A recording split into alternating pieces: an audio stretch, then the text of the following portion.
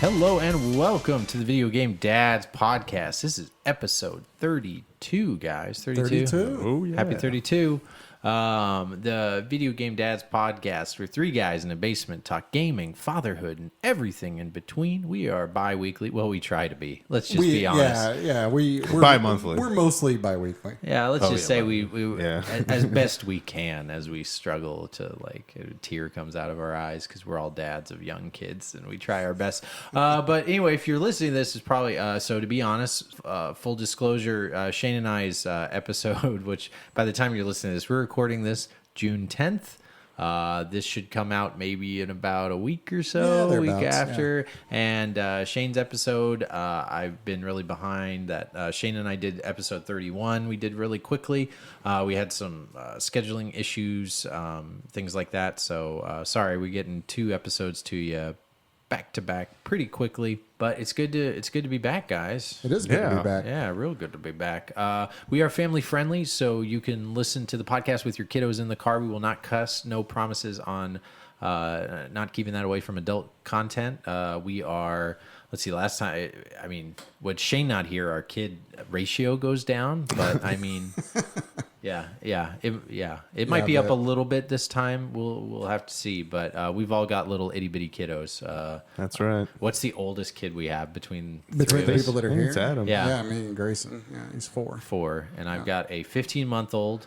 And my kid just turned 2. So, but I do have another one on the way. So, should be about a month and a half here. And mine's mobile, and he's just running around everywhere. It's kind of nice though. Now that we're at a party, he can at least like go places. I mean, I just chase him all the time. I'm just like his like tail or whatever. But it's nice to like be able. They always want to go to the one place they're not supposed to. Yeah, over and over. And he doesn't even know where he's going. I just let him go, and I can see his whole thought process. I'm like, just do you, kid. Do whatever. You're gonna grab this thing, run back, and like I'll give him a piece of food, and he'll run over to like the other side of the kitchen. Then he'll run back and get another little piece of food and run back. I'm like, he's just. Oh, I spent all of today putting child safety locks on all of the drawers in our house because my kid loves to grab the nail scissors and run around the house with them. So that's real awesome. So we had to. That was a pretty easy step right there. We had to take. Well, gosh, let me. I'm getting ahead of myself. Let me introduce ourselves. To my left, we have Michael, and to my right, Adam. And I am Ben. Shane is off this episode. He couldn't make it. Hopefully he will be here for the next one. So let's talk about where you can find us. Adam, what's our email? You can email us at videogamedads@yahoo.com. All right. And Michael, what's our Twitter? I'm going to just throw that. At Videogame Dads. That's right. Instagram. Yeah, you can find us on Instagram, no Snapchat. Facebook, Video Game Dads Podcast. Yeah. Facebook.com/Videogame Dads. That's probably where we are most active. And I think we'll try, like, maybe as we talk about stuff in an episode, that's when that next week we'll show pictures of what we're talking about, because we always seem to pick stuff up, and I will try to do that. I've got a couple cool little items I'll put on the Facebook afterward, so you can kind of see what we're talking about, since radio is kind of hard to like describe everything. But anyway, guys, so how have you been the last couple weeks? Anything else going on? What's going on with you there, Michael? Well, kind of locally, in Kansas City, we have absolutely zero conventions when it comes to video games. Yeah. So, and people always talk about putting one on. Yeah. And honestly, I didn't really want to spend the thousands of dollars to do that. No. So I decided to kind of have a local, video game swap here. Yeah. And I rented out. Talk about that real quick. We won't talk about the pickups or whatever, but talk about that. I rented out a shelter, and we had probably about 40 to 50 guys show up. And we kicked out a bunch of homeless people. Yeah. No, it was a shelter at a park. Yeah, shelter at a park, a nice park. No. I like my story. Can you imagine if we're like, we have to do this kitchen? Con? Exactly. Boy, this one only charges $1,500. Exactly. Yeah, these guys can't eat a good. We rented out the Salvation Army. Yeah. But no, we had a bunch of people. Showed up. We had a bunch of people like trading video games, selling video games. We actually made like hot dogs and hamburgers and had soda, and we kind of donated the money to kind of a child cancer center. Yep. Actually, it's like kind of a place I think in Orlando that Shane actually visited. That kind of puts on things for kids who are ill. Awesome. And so that was kind of fun to do that. Yeah, it was pretty impromptu. Yeah, thanks for. Yeah, we kind of just did it putting- like 2 weeks in advance and just Yeah. kind of. It actually worked out really well, and it was well attended. I mean, I thought there were a lot more people there than what I thought. How many people? I don't know, like 30, I would 30? Yeah, I would say like 40 people probably throughout the day. I mean, because I took a picture kind of like midday, but like Adam had already left, and there was like 20 people in the picture. So I imagine that like throughout the day, there's probably like 40 people there. Yeah. Because a lot of people came for like an hour or so. Yeah, so that was good. Maybe we could do it like bi-yearly or something like that. That's what we were thinking, doing Yeah. a couple times a year. Awesome. Yeah. So, Adam, anything new with you? Yeah, it's been an interesting last 2 months, actually, or really getting close to 2 months. So I finally ponied up and got the Life DLC pack. Oh, nice. Yeah. So how much was that one? Well, the last DLC pack I got for Life was the Baby Boy pack. Uh-huh. So I downloaded the Baby Girl pack. Nice. Gotcha. About 2 months ago. Awesome. And I'm just now through or finishing the first campaign where you struggle to get sleep. Yeah. You know, that's mostly what you do. Is this on disc or is this just download? No, only? this is download only. Okay. Yeah. But yeah, my wife and I don't know where that's going Yeah, because no, I was it's, just it's trying definitely to think. the physical copy. Yeah, I was physical copy. I was gonna say. Yeah, no, my wife and I have a new daughter. Awesome. Yeah, congratulations. And so that's kind of occupied basically all of my time for the last several weeks. But it's been really good. She's a really good little baby. She's happy, healthy, you know, and growing like crazy. That's awesome. Yeah. How old is she now? About 8 weeks, I guess. Yeah, so I kind of pushed my way in, and I wanted to see her probably right when you first brought her home, like Yeah, within it was the pretty close first to that, 48 yeah. hours. And yeah, I held her, and I'm not a like girl guy because I had my sister, and she was terrible growing up. She was like a Right. teenager, and I was like, oh, I don't like girls. I want a boy. I have my wonderful little boy, and then when I held your little girl, I was like, oh, what's happening to me? Like I could feel my muscles relaxing. I could feel myself just being happier just by holding her. I was like, okay, this is what they say, where the girls melt your heart and all this Yeah, other no, stuff. I mean, Have you found some of that going A on little with you? bit, yeah. I mean, she's a little being, and we, you know, when she was a little bit premature, so she was really small when Yeah. she first came home. She was just over 5 pounds. So, so she was little bitty tiny, you know, smaller than what I'm used to, for sure. So yeah. The fragility So is I mean, real. part of that, but yeah, I mean, she definitely felt very fragile and very small and very, you know, you had to, you know, be really careful and all. I mean, you're always careful with brand newborns, I suppose, but you know what I mean, like just exceedingly delicate. Oh, you're used to the 4 or 5 Fits year in old the palm boy. of your hand. Yeah. But you know, she's just grown like crazy, and now she's like, I want a bottle, and she drinks it, and she like smashes it on her head and throws it away. Is she over that? You said she was a little colicky, right? Or- Yeah, she was. You know, for the first month in particular, and you know, kind of random sleeping patterns and all the other things that go along with that. But she's kind of got it figured out now for the most part. She wakes That's up. good. You know, she wakes up once a night basically, and Good. she wakes up a little bit early, or than you know what would be Sure. ideal. But yeah, doing really well. And for those that don't know, she's adopted, and as my other son is. So we're really happy to you know to be growing the family that way. Oh yeah, how's Grayson? So he's doing Oh well. yeah, what with does he it. think about her? He That's a good loves question. her, and it's actually gone really, really well because I was a little bit nervous about that. You know, because sometimes the older kids regress or they get like irritated that they have to share the limelight with the new sibling and all that. But he's actually been really, really good. And he's always been good with other kids, but he hasn't really had any of that. He's really happy to have a little That's sister. good. So that. Fortunately, knock on wood, that part of everything has been going really, really well. You know, since it happened. Is he helping out? You know, I mean, Grayson diaper. Yeah, exactly. Yeah. I actually do send him on diaper runs. That's what I was gonna say. Yeah, I would from too. time to time. Nice. But, Throwing the keys to the yeah, Chrysler. exactly. No, but he Wipes. loves her, and he does everything he can to try to help. So that's all gone really, really well. And in another way, it's gone really well too because Grayson's 4. And when you have adopted children, you know there's a couple of extra little things you have to take into consideration. One of which is you know explaining things, you know how they came to be, where they came from, sort of the you know their context within the family. You know both our immediate family and others, and you know they have birth families too. So it's sort of this weird position in society or the world that most people don't have to deal with. Yeah. And so, he's 4 now, so he's starting to understand that a little bit. So it's actually been very beneficial for him to have a younger sister now who we came about being her parents the same way. Yeah. Because it's just sort of a natural thing. Like, that's how you have a new sibling. Right. You go through this process and everything else. So it's been a really nice way to illustrate to him where he came from. And what's great is like you just saying that's making me think that's how they're going to relate to each other, being bonding as siblings, right? Correct. As they get older, and I'm talking Yeah. like when they're in their 20s and they're bitching at each other about whatever, this or that, and they'll be like, well, and someone to understand whatever that happens, or if some kid does, kids are cruel. They'll say anything about everything. So if they find something else, even if it's like, you guys came from Montana or something. They just talk crap about that state or anything different. Kids will latch up on.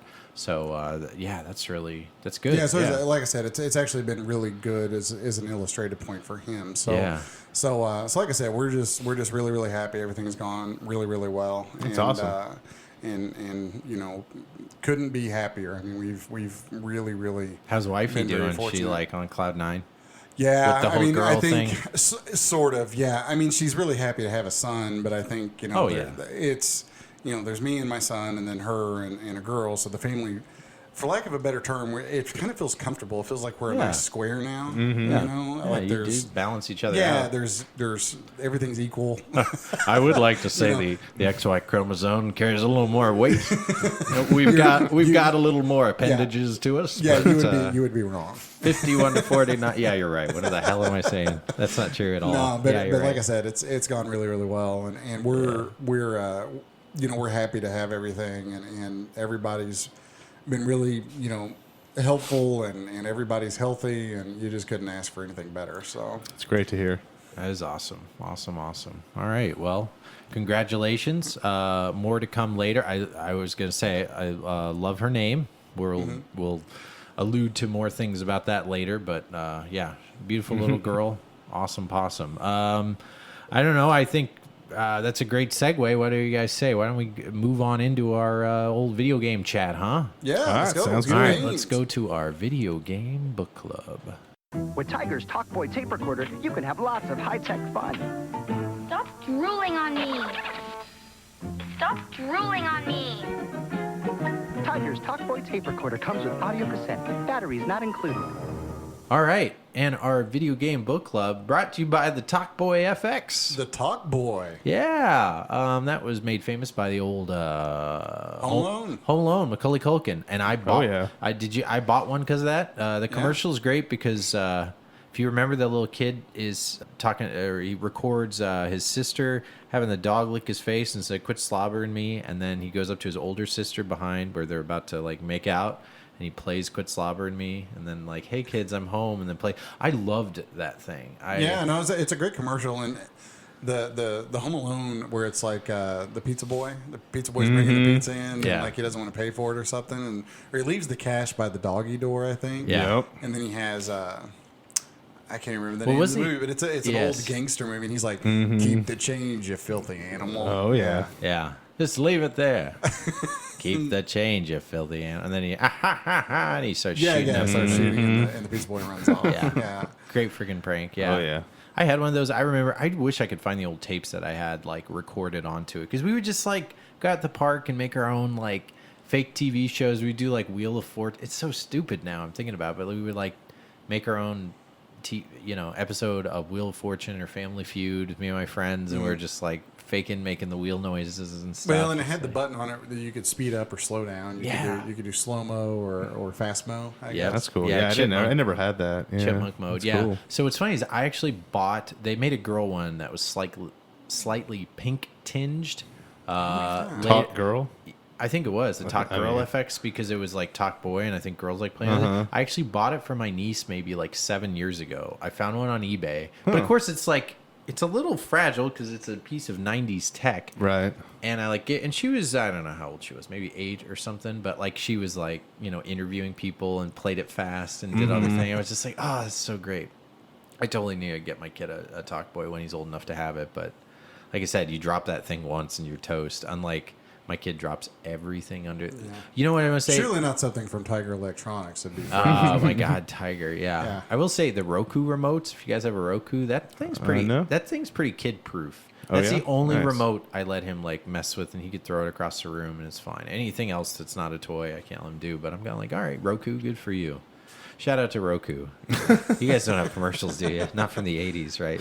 Internet wasn't even a thing back then. So anyway, sorry, our Video Game Book Club is where the dads and the listeners will pick out a game that we feel is not in the, what do I always say, 20%? Yeah, 15, 20%. 20% of like popularity of the library. Okay, these are like the uber popular Resident Evils, Marios, Zeldas of whatever system. And we kind of go round robin. The dads pick, and listeners can pick from any system you want. It could be a handheld or anything.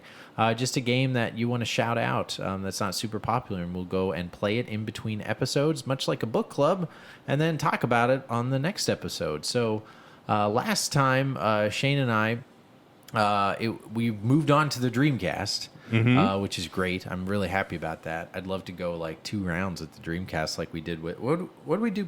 We did 64. Which one did we do 2 rounds? I think we did NES. NES, yeah. Of course. Which we probably didn't need to do since every lister picks NES games. Yeah. I digress. We have a non-NES this week, so thank you. Yeah. So Shane picked Zombie Revenge. For the Dreamcast, and we had our listener pick, which was let's go around the room. Drakkengard. I've always said Drakkengard. Yeah, I would have said Drakkengard, but Drakkengard. Okay, but yeah, it's just yeah. I don't know. There's that dang K in there. I just don't know. Maybe it's silent. Yeah, it's Drakkengard. Yeah, guard. Drakkengard, And yeah. it's actually like supposed to be pronounced like Dragoon. Like now I know Legend of Dragoon for the Game Gear I've had all my life was supposed to be like Legend of Dragon. Yeah, in Japan it's something Dragoon something. Yeah, so Gotcha. I put that together finally. But anyway, that's for PS2. So that's maybe our second PS2 game we've ever had put up there. So good. Thank you for picking something a little different for our Video Game Book Club. That was our listener pick. I'll let you guys decide on the fly what we should talk about first. What do you guys think? Let's do Drake and Drakkengard. Yeah, let's do that one. Drakkengard. So what do you got for us, Adam? All right. Well, this is a Square Enix game, and according to the Wikipedias, there's like a bunch of different developers on this, but maybe the most notable of which is Platinum. Platinum Games. Oh, that, yeah. still makes beat 'em ups and stuff. So I'm not sure if this was like their first thing or one of their first things. I suppose. I mean, would have had to have been. I think. But, but it's a Square Enix published game released in 2003 for the mighty PS2. Nice. That was a big year for PS2. It really was, and not only that, like this sort of era, kind of this just time frame. Yeah. It's sort of when like Square Enix had really hit its stride. Yeah. I feel like Oh, yeah. they had their own motif. Their games were very what's the word? You could recognize them just by seeing like the CG in them, and the CG effect or the CG movies, from the late '90s in the early 2000s were kind of head and shoulders above sort of what everyone else was doing as far as the mixing FMV for the storytelling of a game, with an actual good game to go along with it. They probably were the best at that time. And this game sort of, holds true to that, to some extent. As far as how much the game cost, you can get a complete copy for about $25 now. So it's not a terribly uncommon game, but it's one that's a little bit sought after because of the pedigree. And so, not to get too ahead of ourselves, but this bloomed a series. It did, yeah. Yeah. So there's how many of these games? So there's Drakkengard 1, Drakkengard 2, Drakkengard 3, but then there's a spin-off game, and that's Nier Automata. So that might spin-offs. So that might make some people pique their heads of interest. Which I actually was unaware of the Nier connection before I went and played this. I was like, I didn't know until I looked it up. Yeah, and I was like, but it kind of makes sense now. But yeah, I didn't really know, but supposedly this game got created as a kind of they wanted to sort of make a hybrid game between Ace Combat and Dynasty Warriors. Wait, was that what they ended up Yeah. doing, or that was their aim? That was kind of their aim. I didn't know think. that. I've heard Yeah. that. I just didn't know that was like what they were. Well, I mean, supposedly that's kind of what they were doing. So, Yeah, it is. Yeah. So I guess we can describe the game a little bit. Sure. It is. It's a 3D beat 'em up, Yeah. basically. Uh-huh. So it's think of your especially Dynasty Warriors, where it's a 3D beat 'em up, where it's you against like an army. yeah. And so it's, oftentimes it's you versus, 100 people, or 1,000 people. So things like more modern things, Hyrule Warriors would be like this. Any of the Dynasty Warriors is kind of a similar thing. Yeah, set in a kind of fantasy, Yeah. not grounded fantasy, but it's not over. It's not. It doesn't go over the top. It's like the Yeah. Japanese version of the Middle Ages of Europe, Yeah. if that makes No, sense. it is. It is because like what I kind of think of this is like it looks like if you're glancing at this game, you're like, okay, JRPG, but when you look closer, you're like, no, this is like. It's like a hack and slash. Yeah. This exactly. is a hack and Yeah. slash though that has some RPG elements. Yeah, but you level up, you get new weapons, Yeah, you get and new I f- abilities. Yeah. what's I think interesting, like as we're describing, is like it's kind of like a game that's good for people who maybe don't like JRPGs, which would be me, because Right. this game, it's like It's A little bit more a gateway action. drug. yeah, it's a gateway drug. That's a Yeah. good way to put it. It's I don't want to say it's Americanized. I don't think that was the aim of it. It's just like how Dynasty Warriors is different. This is just a different game. It's probably a game that some people love it and some people just don't like it at all, which I could totally understand. The fantasy thing, you can normally take it or leave it, but at the time, I think what gets this game is this is a game that normally wouldn't have a story that would make sense if any other universe. But I think what makes this different is like the story's good. That's probably why the person who put it through the Video Game Book Club, it's like if you took this game and removed the story, which you could, which makes sense for a lot of games of this era too, where it's just like, oh, there's an evil thing going on, but it actually has a pretty unique, interesting, like movie type narrative story. Yeah.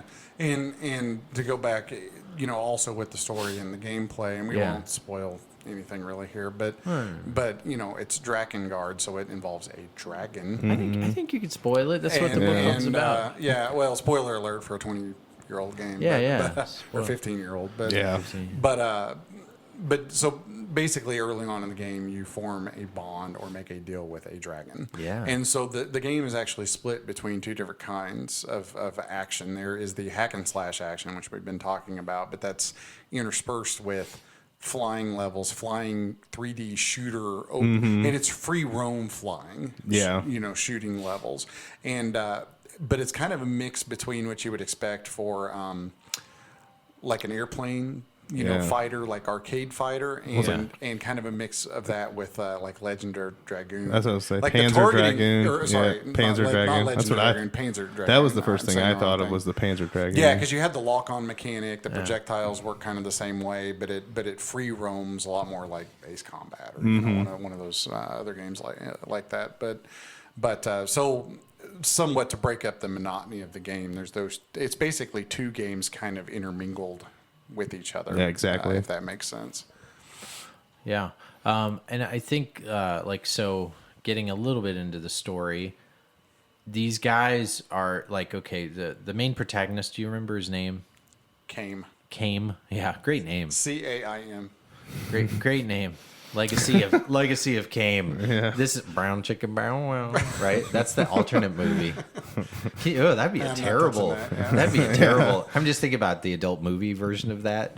The cosplay, not good. Yeah, actually, when I started the game up, I was like, "Oh, come on, Square Enix! Yeah. like just talk to somebody in America before you name Yeah. it." Yeah.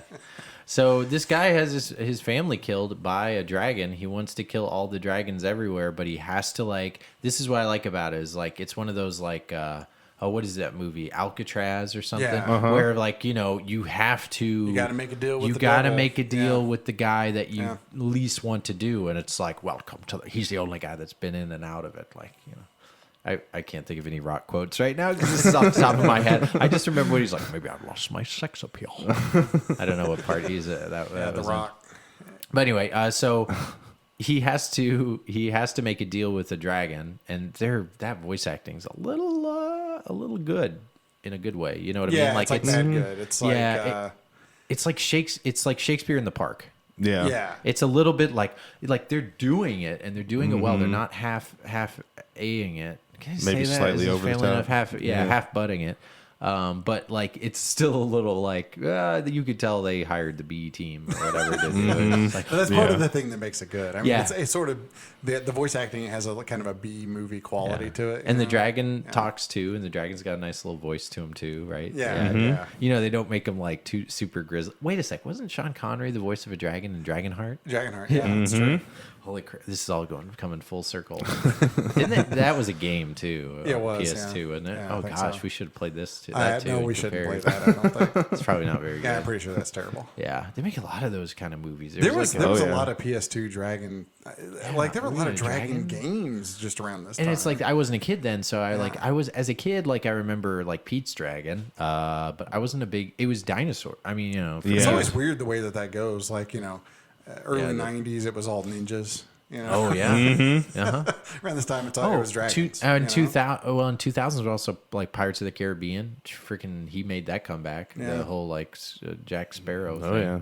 Until he made it go away. Yeah. He played that role to the ground, Yeah. into the ground. But yeah, so I don't know. Yeah, more of your thoughts on it there, Adam. I don't know. I mean, I think it's a good game.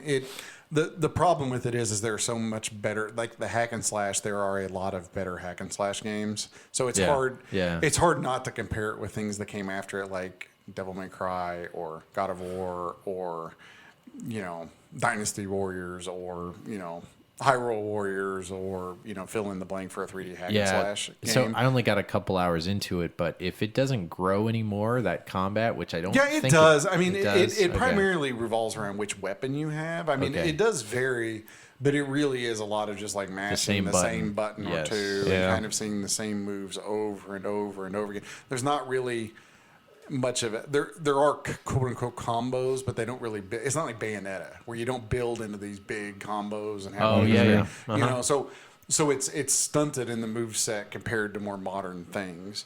Yeah. But that being said, I think there's a variety here and that sort of thing. I still enjoyed playing it. Yeah. You know. Yeah, it was. I mean, I thought it was just going to be a JRPG when I first saw it, and then when I realized what it was, I'm like, okay, like.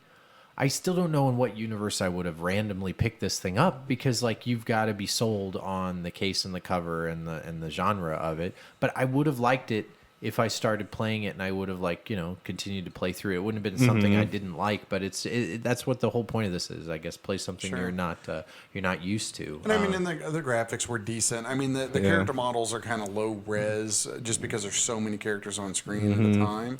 My favorite was being the dragon and actually like shooting the fire out. Yeah, and the that graphics was probably are better actually in those parts exactly, of the game. and yeah. that's probably my favorite part of the whole thing. But but I don't know. Maybe my biggest gripe about the graphics just has to do with my gripe on the PS2 as far The as color graphics. palette. Yeah, like the PS2, and I know this has been said a million times. I don't know what it is about the PS2, but like there's a lot of browns and tans and grays, and and it's just sort of reds. this That's drab kind of look to it. And this game is very much that. And I mean, but there are really good games on the PS2 that just suffer from that. I mean, Shadow of Colossus is the one that comes to mind to me, the original Shadow of Colossus on PS2. Yeah. You know, it just kind of has this sort of drowned out, sort of blah kind of color palette to it. And this is sort of the same as that. Yeah. So if that really turns you off, then you're really not going to like this game that much, or you may not be able to overcome that. But Yeah, but, and I mean, this was 2 years after, say, Grand Theft Auto. It's hard because, like, this is when video games were realizing, like, oh, we can open up a world, we can, and then you get things like, we talk about the Dreamcast where, that library was one where there was a lot of games, including Zombie Revenge, which we'll talk about, like the games like this that kind of did just okay or got a lot of hate because you were thinking about scope and breadth or whatever. Everything needed to be bigger and more, filled out and fine tuned, and just like going through something, having a good story, having pretty basic combat, like that will never get you on the cover of anything. I'm sure this thing didn't sell all that great. I mean, it made a series, I guess, so it has a following. and one but of the it's things, a niche. You're kind of touching on one of the things that I really thought about while I was playing this game, because if you listen to the musical score of this, yeah. it's quote unquote epic, meaning it's got the big grandiose, like John Williams, Star Wars kind of, there's this big, or Gladiator, it's the music that they put to the game is that epic sort of grand scale kind of thing. And that's definitely what they were going for with at least the feel of this game in general. They were trying to make it feel like this big epic battle sort of thing. And I mean, that was kind of popular in popular culture around the time too. It's hard to do this kind of genre. This would have been around like when Braveheart, and all those sorts of movies came out. But this has a sound score that's very similar to that sort of stuff. Yeah.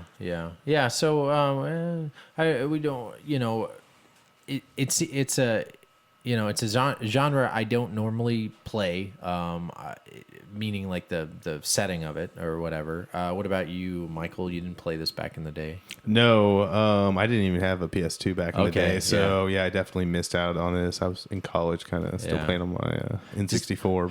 How about this? Does it make you want to? It actually makes it. So I have 3 for the PS3. I didn't even know what it was. I just know it's a lady on the cover and there's like a flower on there. I haven't even looked at the back of the thing because I have that big set. Yeah. So now it makes me want to play that one. Yeah, I mean, definitely with the title, I would have never picked this up just because it just nothing. Yeah, it didn't really appeal to me just with the name. I wouldn't have known if I would have known I was flying around on a dragon shooting things and like lighting stuff on fire. I definitely would have been more interested in knowing that it was more of a hack and slash. And it should have been called Riding on a Dragon Shooting Fire. Yeah, or something with more dragon instead of Draken. I mean, it's just like that should be the subtitle of Panzer Dragoon. Riding on a dragon. What's funny is like I don't know why it's probably because Panzer Dragoon is like embedded in my head. I like that name a whole lot better, but this Drakkengard thing, I'm just saying, what the heck's that K in there for? Are you from your? Is this one of those things where it's like aluminium or something? No, they call it like Dragon Fury or something like that. They're trying to be a little too clever by half. I think with the name. Yeah. But especially back then, I mean, like even nowadays, I think people are more educated on those types of things.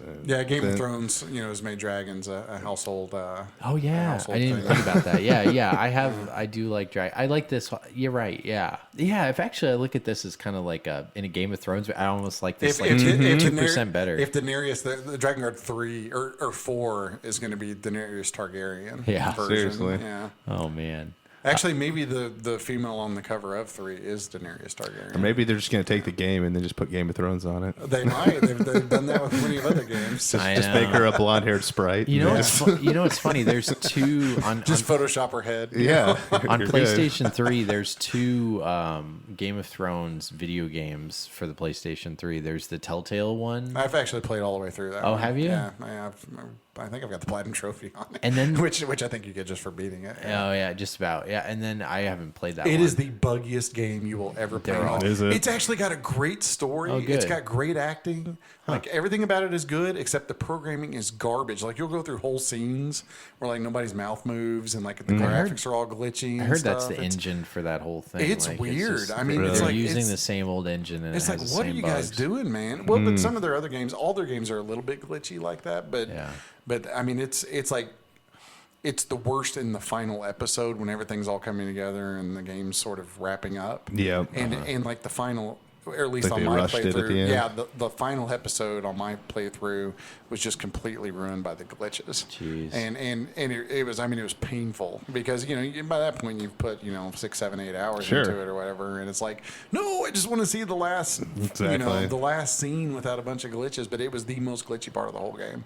So sorry, I digress. No, that's okay. There's another one that's actually made by Atlas. Have you guys heard of that? There's a Game of Thrones video game. I have heard of it. I've never really seen it. So it came out before the series even came out because it was kind of in conjunction. Remember, this generation of video games does not have our movie tie-in games unless it's your mobile. Rarely does the video game, the movie, like all the Avengers movies and games, like the Iron Man games, everything like that just doesn't happen. Movie tie-ins don't happen, for better or for worse. I think it's for worse because I like that because every once in a while Lego ones. Yeah, you're right. You have the Lego. That's it, you have the Lego ones. That's it. But that's then your Lego formula. But I lost my train of thought. The Atlas game is kind of like it's like a strategy game. I haven't played it yet, but it basically doesn't have much to it. It has some stuff loosely to do with the book, but not so much the series. Oh, okay. But anyway, I just thought it's kind of a weird thing because it came out before the series got popular. But when the series got popular, people were seeking out the game, and they seeked out that game, and it was just like random regular. What is people. this crap? They were like, "What is this? You have to pick your, you have to chop down trees in order to make your roof. This isn't. I want to see naked people, or I don't know what people are trying to play the game for. I just like. There's only a couple things in that series. Like you're either going to kill someone unexpectedly and very gory, or there's going to be naked people. And the Telltale one didn't have that either. So they made two video games that have nothing really. And the Telltale game is a sort of a side branch story to the main story. Like it's not. It's tied in with the story, but it's not. Doesn't follow the show. You're telling me it's not canon? It's not canon. It's expanded universe. Yeah, or whatever the term is. If we ever become one of those podcasts that talk about canon, I know. like more, unless we're joking, we need to just take a step back.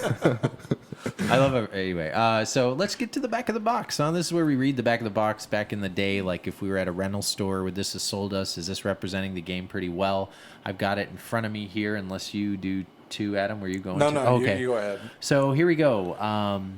The top half of the back of the box says, "Death from above. Rain destruction on your foes from the back of a flying, fire-breathing dragon. Dog fights airborne enemies with massive environments or dive lower to crush and burn enemies on the ground, and then chaos below.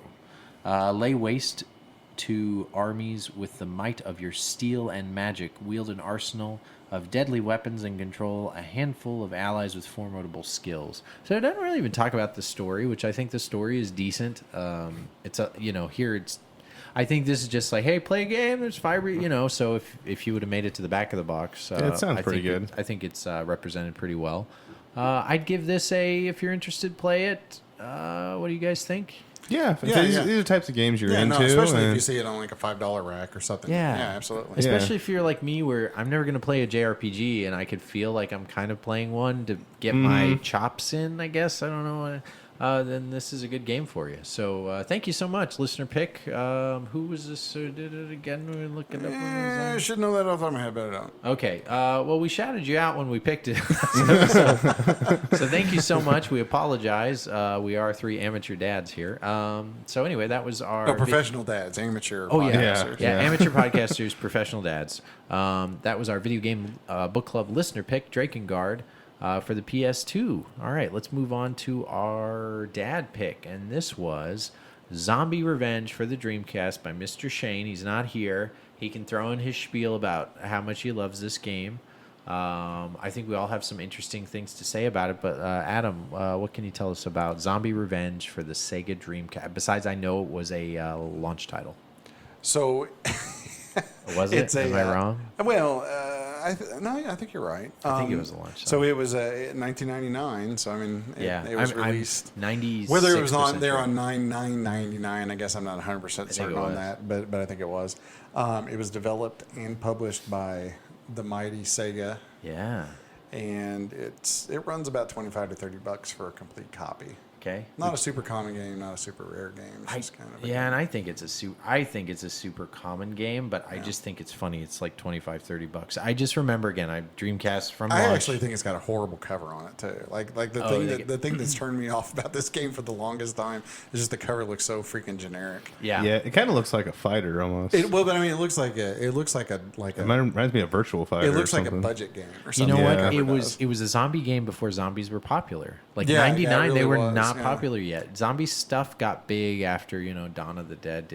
All this that came about 4 years later. It's typical Sega. You never can do things at their peak. No. Yep. Right. Yeah. Yeah. Step behind. Yeah, I agree. Or a step ahead. Yeah, that's true. Never just right. Yeah. Yeah. So I just remember this game was one that it was not popular. Like, okay, going back to like Dreamcast days when it came out, I loved the system throughout the entire lifespan of it. No one remembers Zombie Revenge with a happy tone until like 10 years later. I started, because I always would search stuff online. I saw people like talking about Zombie Revenge randomly about 5-6 years ago a lot, and I'm like, why are they talking about this $7? It was always a $7 game up until, I don't know, 3-4 years ago, and then it kind of jumped up, and now it's kind of the game behind the glass, and I'm looking around like, freaking Zombie Revenge throughout most of it's just for someone who's like I'm a weirdo about the Dreamcast and I know a lot about this is one of the few titles in the library that really weirded me out because it was such a no one cared about this game. It was always in the budget bins. It was always like $5 or less. It got thrown in with the sports titles. It was and all like that Sonic Walking Adventure. Dead crap, dude. I guess so. That's true. Yeah, it was I like guess Walking so. Dead came along, and now zombies are cool. And not to say I don't like it now. I'm just saying back. It's just Any kind of interesting, horror like- game I feel like is real popular right now. Yeah, yeah. Anything with like blood in it, people are just all over. Yeah, Yeah, and it's. I mean, this is what an offshoot of House of the Dead. Yeah. basically. Yep. It is. It is very much made by Sega. Everything about the beginning, the opening, the music, the way the camera pans, the voice acting. It is very much in the vein of the House of the Dead. I mean, yeah, it's very similar. Yeah, Mm-hmm. It's a beat 'em up, and it's kind of like an arcade. Yeah, Yeah, how would you describe this?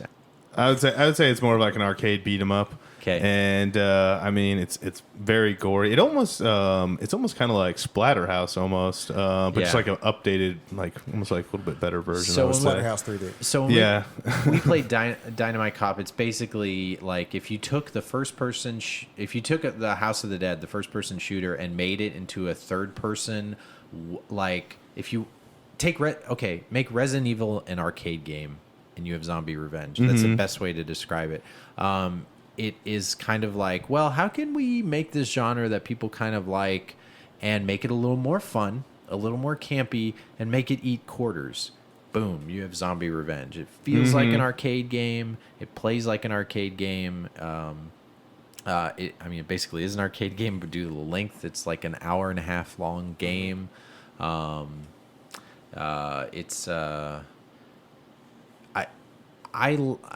like it.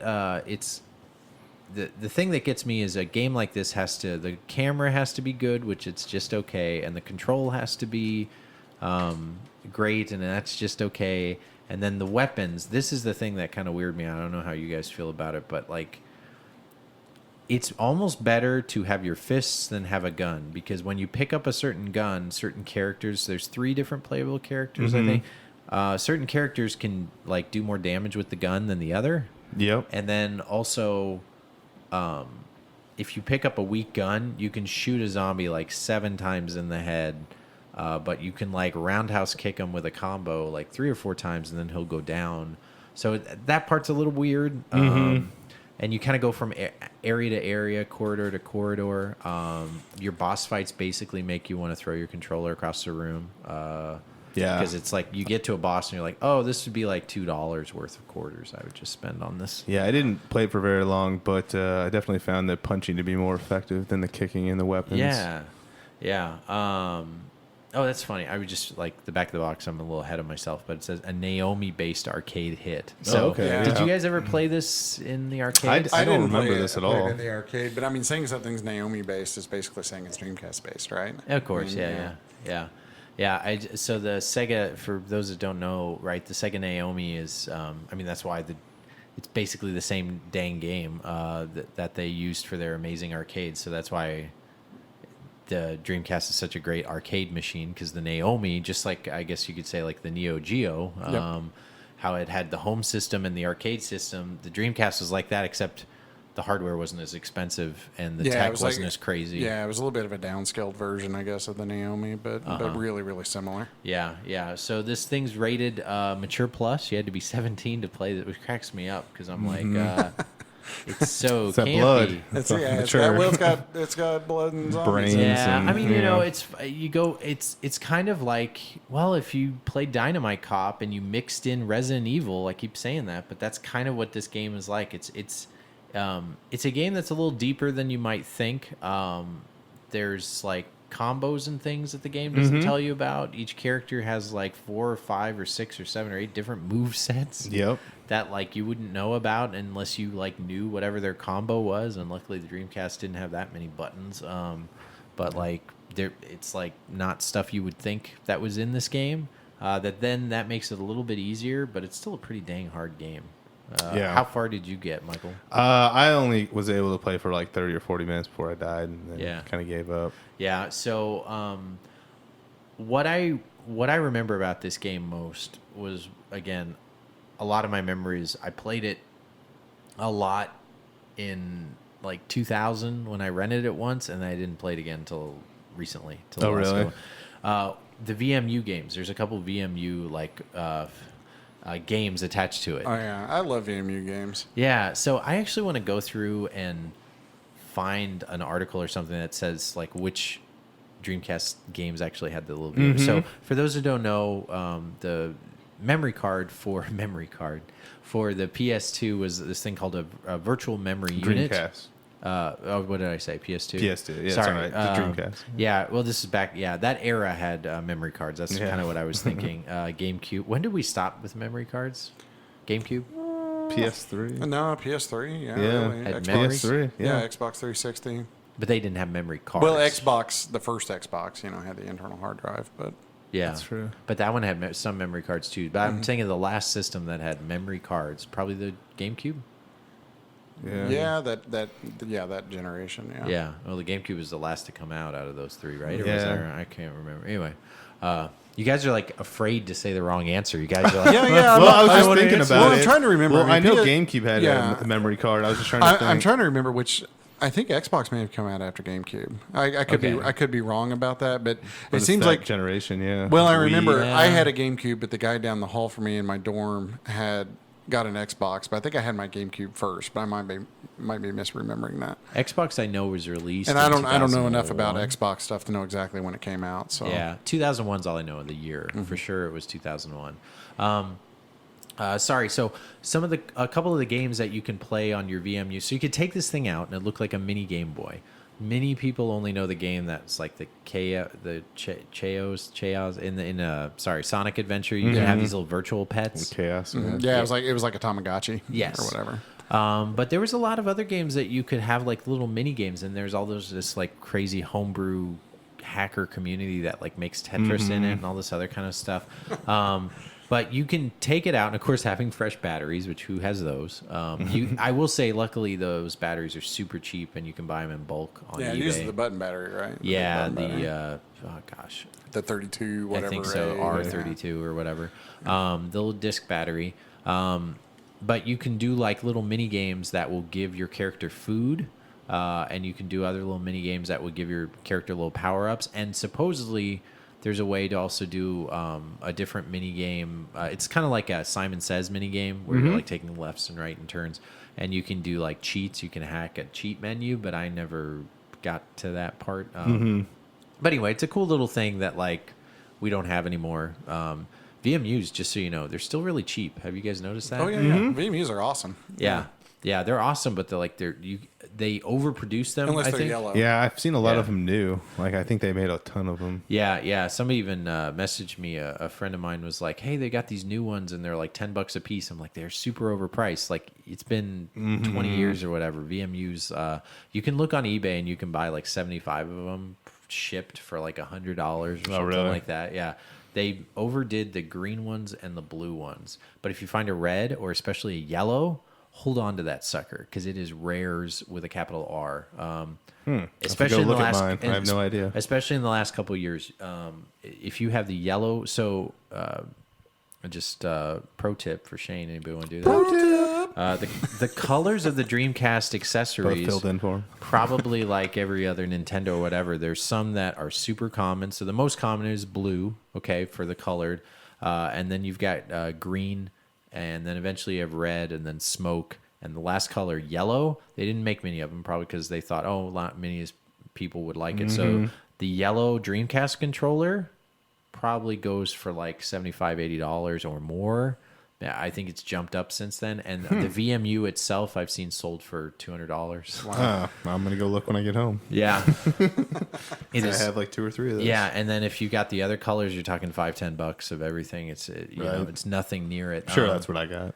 Yeah, So- that's all I've got. I've got a lot of them, but they're all green, blue, and just the Dreamcast color. They made Sure. some overseas that they did in a mail giveaway, the Sega whatever, that they had like a bunch of, there's like a cheetah colored one. And I have a bunch of other, the like limited edition, but the North American ones, the yellow, I ended up getting, if you look, the way to get it cheap is look in Dreamcast lots on eBay and scan the photos. And then somebody would have like a bunch of crap, and I would say, I will just give you, I remember, I think I even paid $20 for the VMU, and I just messaged the guy, and it was like smoke.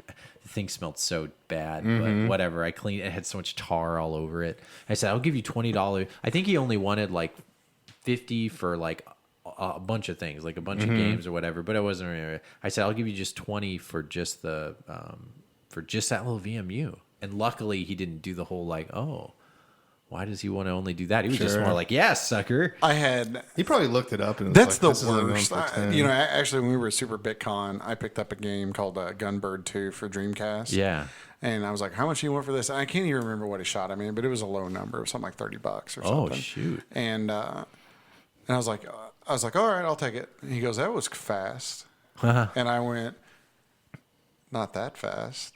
And he goes, do you know something about that game? And I was like, you should offer 25. I was like, well, I know it's a shooter. And he's like, maybe I'll. So he sits there and looks at price charting or something right in front of me, and then it became $90 or something. And I was like, dude, come on, man! I was going to pay you your sticker price. Well, that's weird. Thing.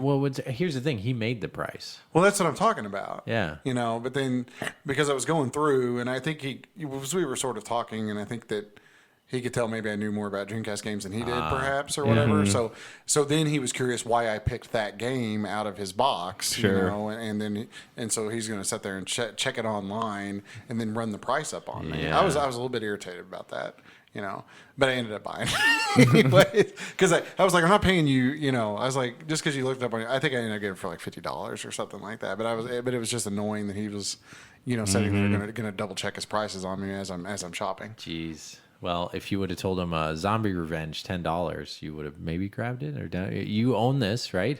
I do, yeah, somewhere. I can't find my copy. Yeah, it's in maybe in Oklahoma because both Shane and I remember you picking it up at Super Big. Yeah. No, I was telling the guy, I was like, I don't know, I can't find my copy or whatever, and they're like, we know you have it because we've seen it. I'm like, well, that makes me feel not crazy because I can remember having seen it in my own hand too recently. Funny. But anyway, yeah, Zombie Revenge is great. There's a lot. Okay, so replayability. There's branching paths. Same thing in like House of the Dead. If you shoot like a doorway thing before you go in, you can get into another little place. So different areas open up. But it's an hour and 20-minute game, which is better than say Dynamite Cop. What? It's like 30-minute game. Maybe. Yeah. It's a great 30 minutes. I'll tell you. You know, I mean, it's like all those games like that. You know, Crazy Taxi. Crazy Taxi is like a 5-minute game at a time. You know. I mean, yeah, that's true. Yeah. I mean, it's an arcade game. They're all just pick up and play and be done with them quick. Yeah, it's super fun. $30. I'm just because I know the past of this game. I'm like, it's not worth $30. It'll forever be worth a $7 game. So quick question though: what is your favorite House of the Dead series game? I mean, it's overdone, overblown, but it would be House of the Dead 2 / Typing of the Dead. They're the same game, but that one is the one I've played the most.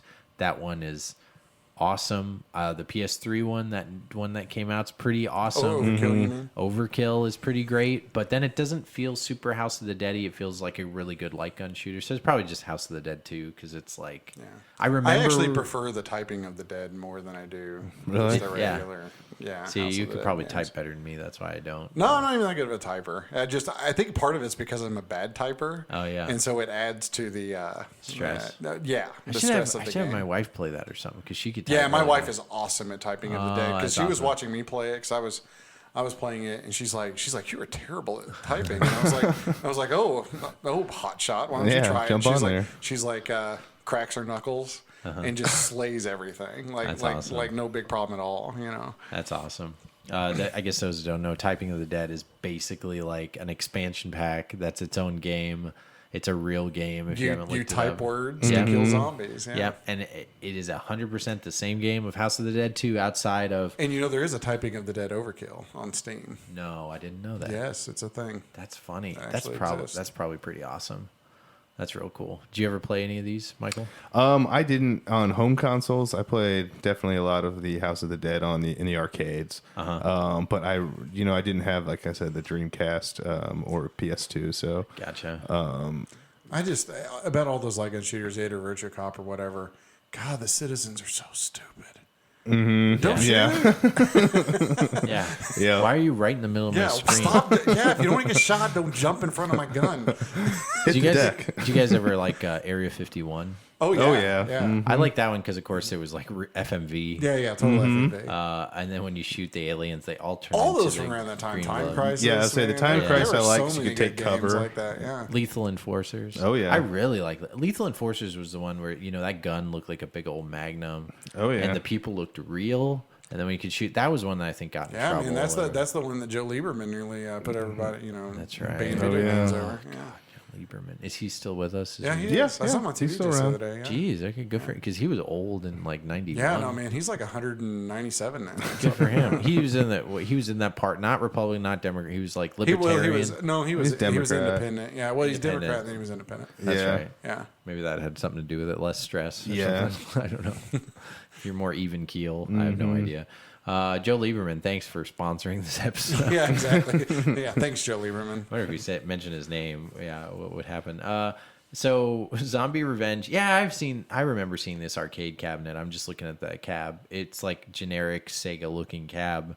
Man, the Japan cabs did so much better than us on some of these. They really did. And Japanese arcades just look cooler in general. Yeah. A lot of people have Zombie Revenge in like top 20 of Dreamcast. Yeah. I think it's so much better of a game now than it was back then. So back then, review wise, it was like a 4 out of 10 game, 5, 6. No one gave it more than like a 6.5, 7 out of 10. Right. Because remember, this is a time we're like a year away from, like, what else came out? I mean, all the other games, Sonic Adventure, like this type of game was just, Resident Evil had been out for a few years, and that got, real. This didn't have, so it's a game that plays a whole lot better now. Yeah. It's real clunky or whatever, but when, this kind of Yeah, community is like really the arcadey. zombie game on Dreamcast, the best zombie game, Code Veronica. Yeah. I think Dreamcast had a lot of zombie games. Yeah, I Code really Veronica liked was Code great. Veronica. Yeah, and they did, 2. They had a port of that, and they had a port of Nemesis. Right? Yeah, Nemesis was good. I mean, they were both really good. But yeah, Code Veronica, and then that finally was remade on a few different consoles. Yeah. Yeah. I think so. Yeah, it came out on PS2. I know for sure. Yeah. I think like Blue Stinger, I would have that's a different game. I think this game plays like it's a little more, easy pick up and play. But like I don't know if you're gonna pick kind of a quirky early launch title-y kind of survival horror game, I would do Blue Stinger over this. If you guys ever heard of that, I haven't heard of that one. Yeah. I kind of want to pick that as one of my Dreamcast ones. Good one. I haven't played that. Yeah, I actually haven't played it, but I've got it. It's part of the backlog. Okay, yeah, part of the mini back. Part of the enormous backlog that I I'll will never have to get live to. 3 lives to finish. Anything else you guys got on the old Zombie Revenge? No, I think that's Oh, it. yeah. Let me let's go to the old back of the box. This one's nice and quick. I think I've got it pulled up here if you want me Okay, to do it. yeah, go for it. All right. How you gonna kill them if they're already dead? Question mark. Great question. That's true. It takes both firepower and fist power to wipe out the ultimate army, a legion of hideous killer zombies. Beat these bioengineered super warriors and save the country from their horror. Naomi-based arcade hit, fully interactive 3D worlds, bonus feature, branching paths, hidden areas, and secret weapons. Yeah, that the arcade did not get. Something else I just realized when you said that. Zombies actually shoot you. And you know how zombies just run after you? Like this one, they hold a freaking shotgun and shoot you with it and Yeah. stuff. So that was something that was a little different. But then The you, intelligent zombies. Yeah. yeah, right. Well, I guess Resident Evil 4 had that too. That right with the wall, and then get you No, with the they're pitchfork. not zombies. Yeah. That's right. They're They're whatever. not zombies. Yeah. They're whatevers. Yeah, I don't know. what They do have a name, but I don't remember what it is. I don't remember. Yeah, either. but there's that famous scene in it where you check a dead one and it's like, it's not a zombie. Yeah, Yeah, so everybody called them not zombies for, well, I guess they still do. yeah, I always call them not zombies. yeah. Play that game over this game. RE4. is- RE4 is so good, man. That's- RE4, yeah. I love that game. I always forget. Like I always think best game of all time, and I think about everything, even the time. But I forget. Like RE4. Like I can even. I hate watching playthroughs because I don't have time for that. I can watch a playthrough of like RE4 any day of the week. I Oh, can yeah. just Yeah, watch it's awesome. someone play it and just be like, oh, it's so good, it's so good. Gotta play that game if you have not played it for some reason. It holds up today. It's Well, that's still the thing. amazing. And the thing that makes that game so amazing for me is usually when I hear a game talked up so much and then I actually play it, I'm like, man, this isn't as good as everybody says it is. And and it took me, I don't know, a month or two after it came out to play it, and everybody was like, oh, it's the greatest game ever made. And I'm like, you guys are full of crap. Yep. Whatever. And then I played it, and I was like, well, this is the greatest game ever made. Yeah, that's how I feel. It's It's every bit as good as everybody says it is. That's how I feel. It's going to be about God of War. Everybody loves God of War. I finally have it. I'll hopefully play it soon. Yeah, I've played some of it. Yeah, and hopefully it's the same thing where it's like, okay, they're talking it up. I can't wait to be disappointed. Yep. Yeah. But anyway. I've tried playing it. It's hard to play when you're holding an infant. Yeah. I've reverted to playing Switch almost exclusively the last couple of months because I can hold a baby and a Switch at the same time. Nice. Yeah. There you go. That was my plan. I never. You just put her on your chest and I do. Yeah, I put and her play. on my chest. Yep. Okay, Perfect. I put her on my arm, and then I get my hands freed up. I hold the bottle with my chin, like so. Nice. And then I play my Switch. There you but go. for some reason, I can't make that work with PS4 very well. No, and then if you get too sleepy, hopefully you don't accidentally try to plug her in instead of the Switch or something like that. It's getting low. Anyway, so yeah, those are our Video Game Book Club picks for this week. I'd say both are good.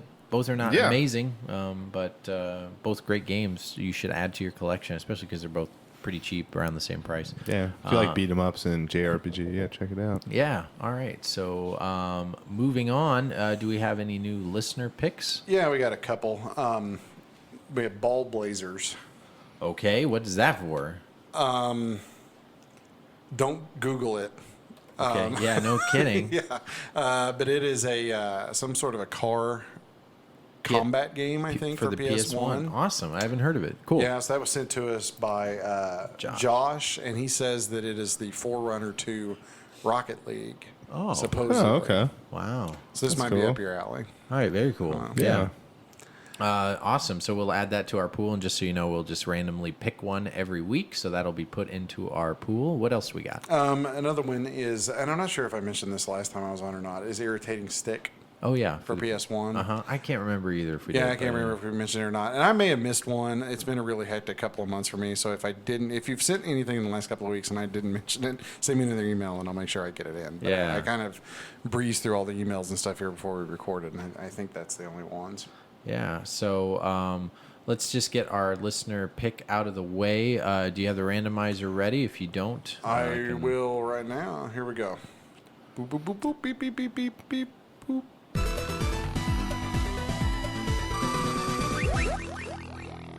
Shadow Dancer from Raymond. Oh, what is nice? What's Shadow Dancer for? I again? believe for Genesis. Yeah, it's the Shinobi. Yeah, it's a Shinobi. Shinobi. Offshoot. I'm guessing it's not the Game Gear version, but yeah, it's not the Game Gear version. I think I remember when. Yeah. Okay. Cool. Yeah, it's like Shinobi. It's supposed to be super hard, but also good. Okay. Yeah.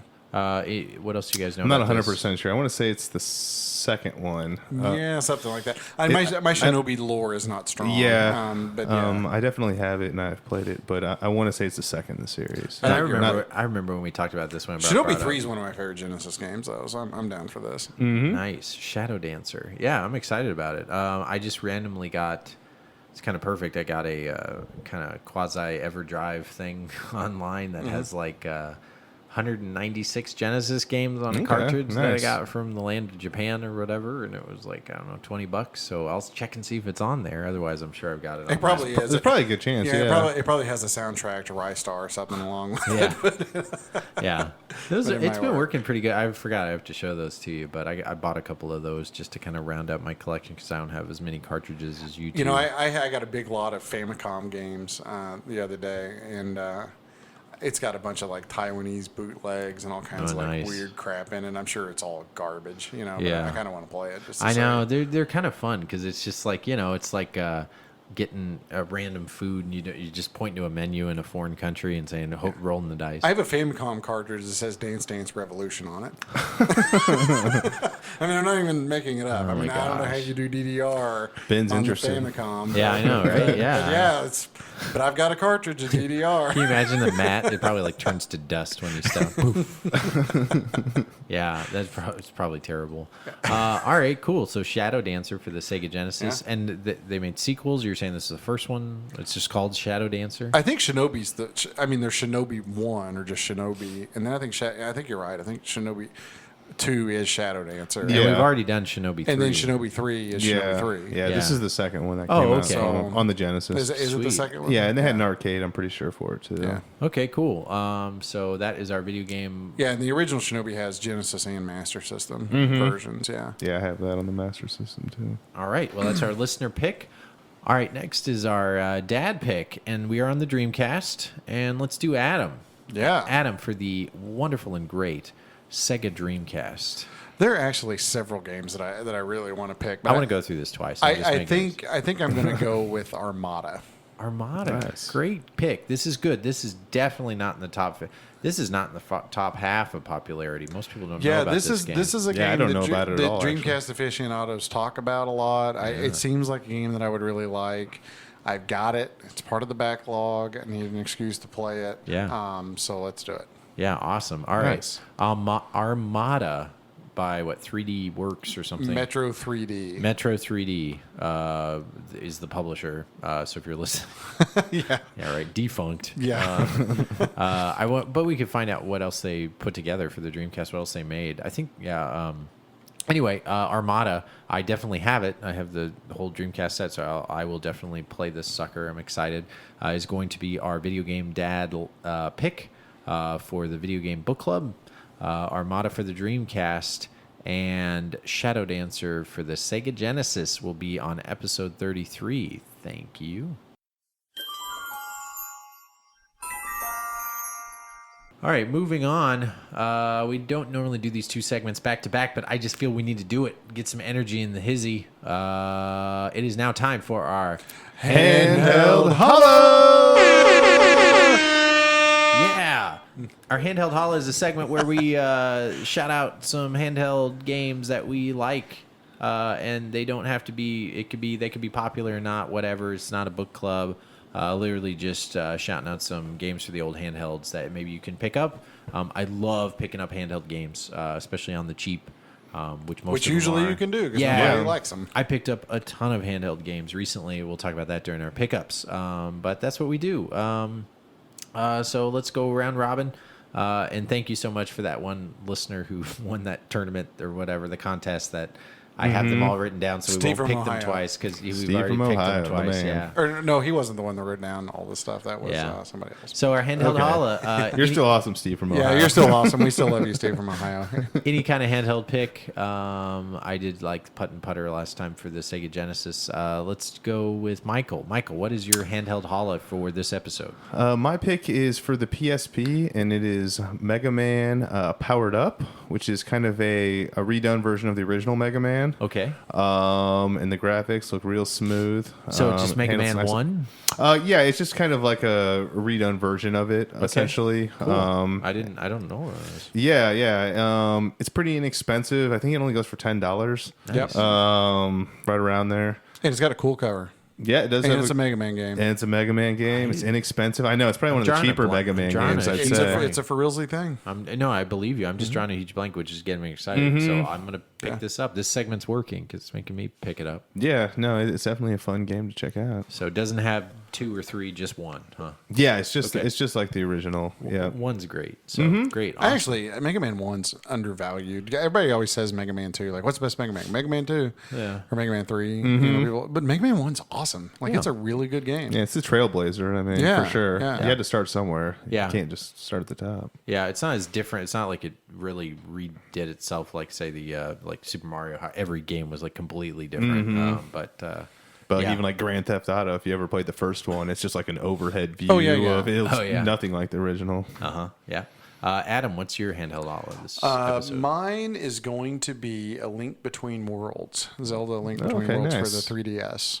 Nice. So okay. that has been my child rearing game for the last couple of months, or well, really for the first month, I guess, of my new daughter's life. Oh, awesome. That's a good one. You could just So you put down can, and pick up. So I've been, like I said, I've been playing the Switch and I've been playing the 3DS because I can do baby stuff and those at the same time, basically. Yeah.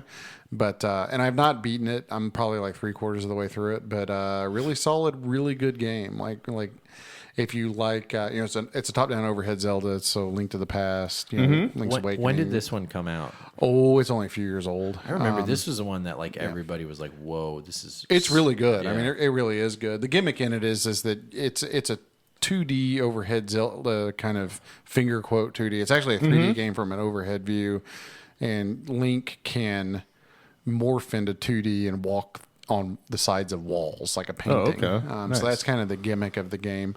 But it's a throwback to a lot of the old Zeldas.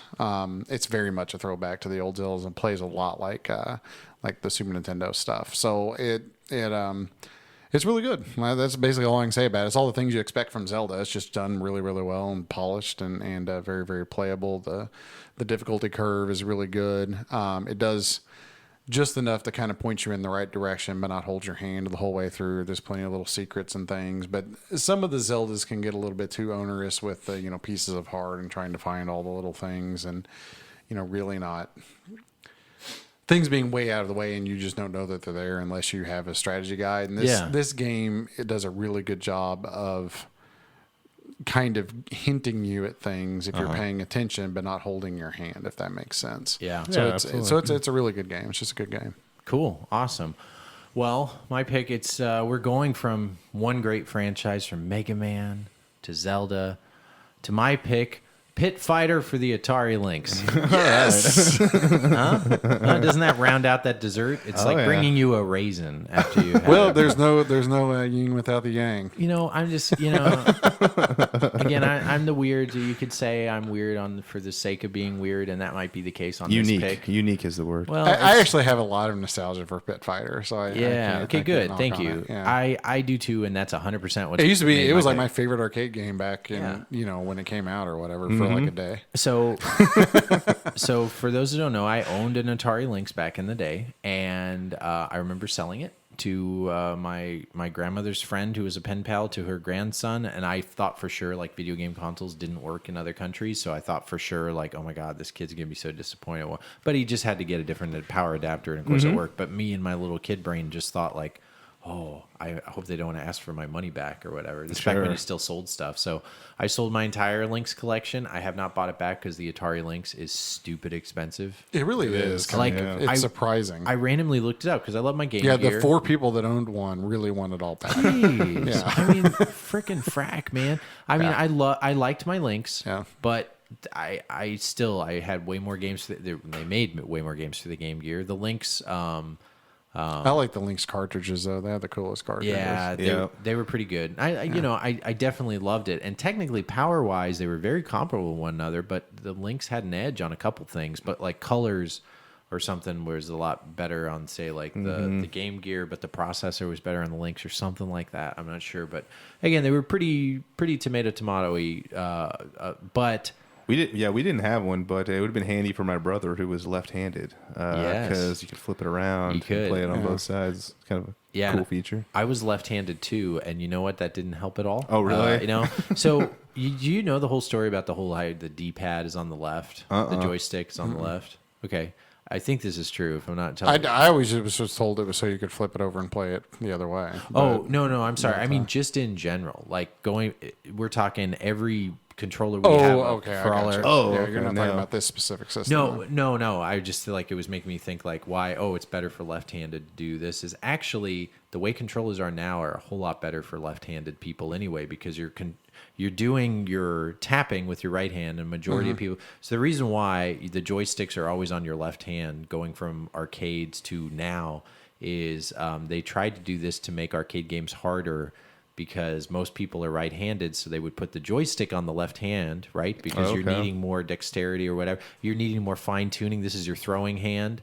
So they're trying to put the harder thing, making you kind of throw with your opposite hand by putting the joystick on your left and the buttons on your right. Now, we all have adapted to that, but supposedly that is the reason why all that happened. I read that from some weird thing. But yes, the Atari Lynx, you could flip the screen. And it was a cool little animation if you ever did the flip screen thing. Have you guys ever done that? If you hit the flip screen button, the screen actually does like an animation flip. Oh, really? Yeah. Yeah, mine's broke, unfortunately. Okay. Yeah. Wow, so is every other Atari Lynx. Yeah, I know. I found 2, and they've both been broken. I have a bunch of games, but I just can't play them. Yeah.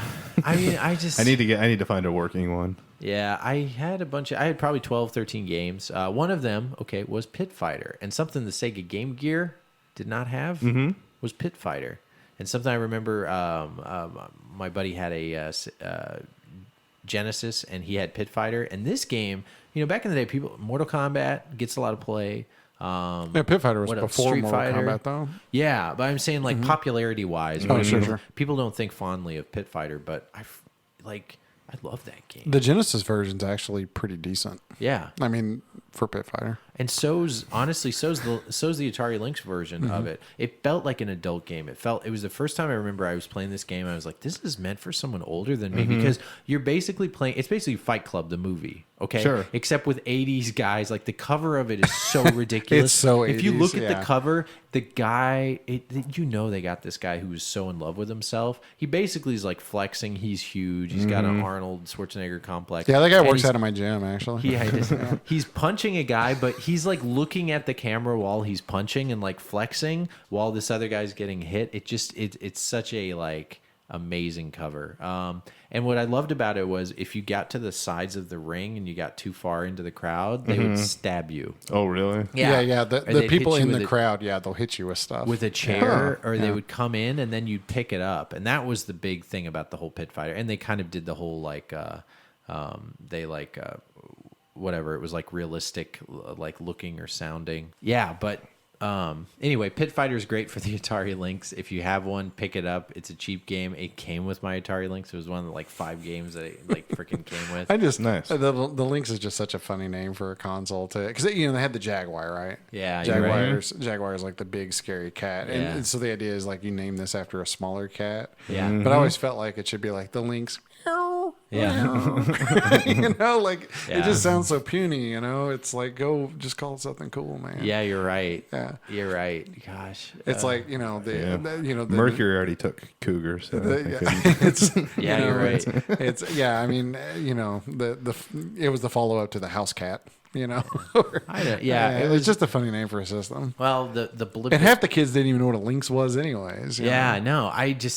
It looked really cool. It looked like a machine that definitely had a color screen on there and was expensive because it felt expensive. The only place that I ever even saw one, or a TurboGrafx for that matter, was the Sears catalog when I was a kid. Oh yeah. It was always in the Sears No, catalog. actually, you're right. I bought mine at Sears. Yeah. The Sega CDX, the only place I ever saw it was the Sears catalog. I loved the Sears Frontronics section. You Oh can say yeah, what you man, want that thing about- was awesome. That was amazing. They would send it out before Christmas or whatever, but it always had TurboGrafx in there, and it always had Atari Lynx and that stuff. And I remember, always getting it and being like, "What is this? What is this thing?" Yeah. We were a and- Montgomery Ward family. Oh yeah. Yeah.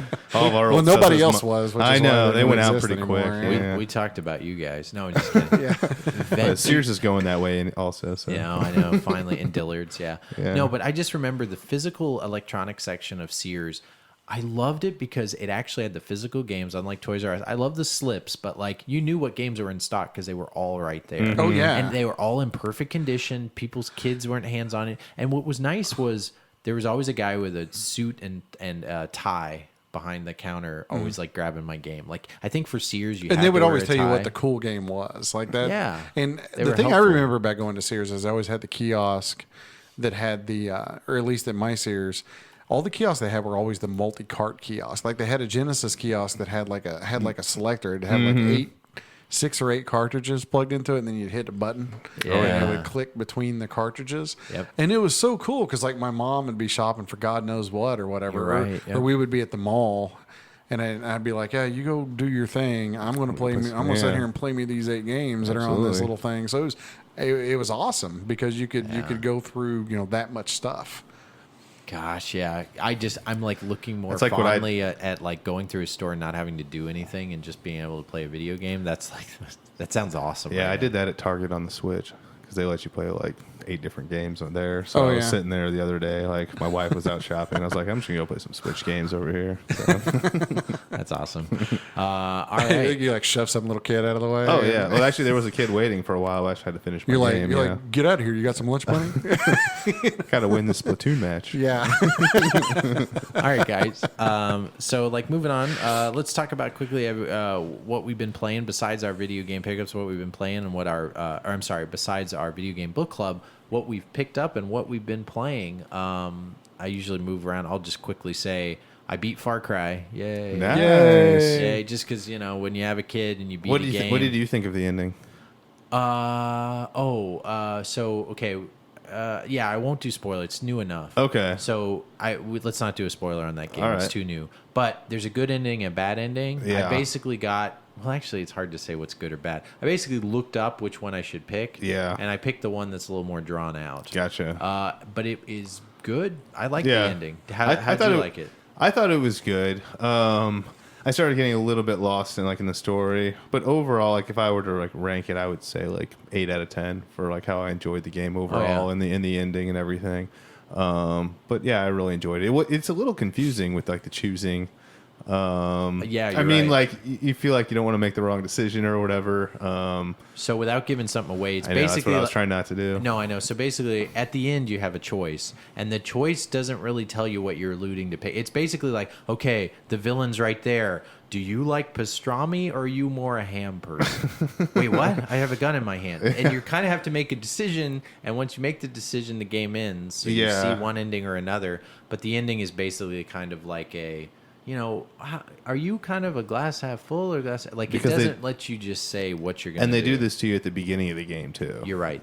So it's maybe that's the whole point of the game. Yeah, honestly, and it kind of brings it full circle. So. Yeah, I really like the game. I would give it. I don't give scores, I guess, to games, but I would say, I don't have time for games like this anymore. But I kind of made the time to kind of put this game together here and there for a few hours, and I loved every bit of it. I loved the whole playing with your posse. How you can have that bear named Cheeseburger. Oh yeah, destroying everybody, and you had a dog. And I love the fact that it's a video game. When the dog dies, you don't I hate dogs dying in movies and everything. I hate it. John Wick. Great movie, but I can't watch that damn scene again with the puppy dying. Really? Yeah. I just can't do it in any of those. I don't know. There is one game where you kill dogs, and it actually is really satisfying and okay. Resident Evil. Well, actually, there's 2. Very, very good. So Resident Evil, but I was actually thinking of Metal Slug 2. The little mummy dogs. Oh yeah, you're right. Yeah, they go "Whoop" when you kill them, and it's awesome. Yeah, I love killing those mummy dogs. I guess you guys know what I'm saying. The dog in Far Cry is a very dog. He comes up and you can pet him. You and can't kill a everything. dog. Yeah, but an already dead mummy dog. Mummy awesome dogs to kill those things. So if one of your partners gets killed, including your dog, you just have to wait 15 minutes and your dog's coming back. So then I don't care. This is a dog, and he when does it dies yelp sometimes, but I'm like, you'll be back in 15 minutes. You got an infinite lives. But it's a very video game, but I love the setting, the look. I've kind of talked about it. I like the music. Yeah. The music's great. I just really like the setting. I know some people harped on the game for whatever reason. I think it wasn't different enough. I mean, it's like a Far Cry where Assassin's Creed, you can't reinvent the wheel all the time. I think it does what it's supposed to. If you've never played one of these games before, actually, one of the friends of mine has never played one before, and he's having a hard time with it. He's dying all the time. Oh, really? And he's like, I keep getting shot. I get killed every 20 minutes. It's kind of funny because I'm kind of like, he's not a novice of the video game, but I do think getting into a series, it takes a while to get used to what the rules are and things like that. So this one's probably no different, but. Beat the old Far Cry. I'm trying to think what else I played. Not a whole. I played Rec Room for VR. I still love that game. It's free to play. Have you guys played Rec Room? I played a little bit of it. Yeah, I'll have to download that. Yeah, they just had a battle royale thing for PSVR. It's kind of like the Wii Sports of PSVR. You can kind of do whatever. Yeah. It's like you can play with people, kind of play your own kind of games. You can go and do user created levels. There's random little other things. It's just really a lot of fun. Okay. It's pretty cool. Check that out. And it doesn't make you sick, so that's what's really neat. Those are the only things I played. You guys played anything? I played quite a bit of stuff. Yeah, that's right. Actually. You have, yeah.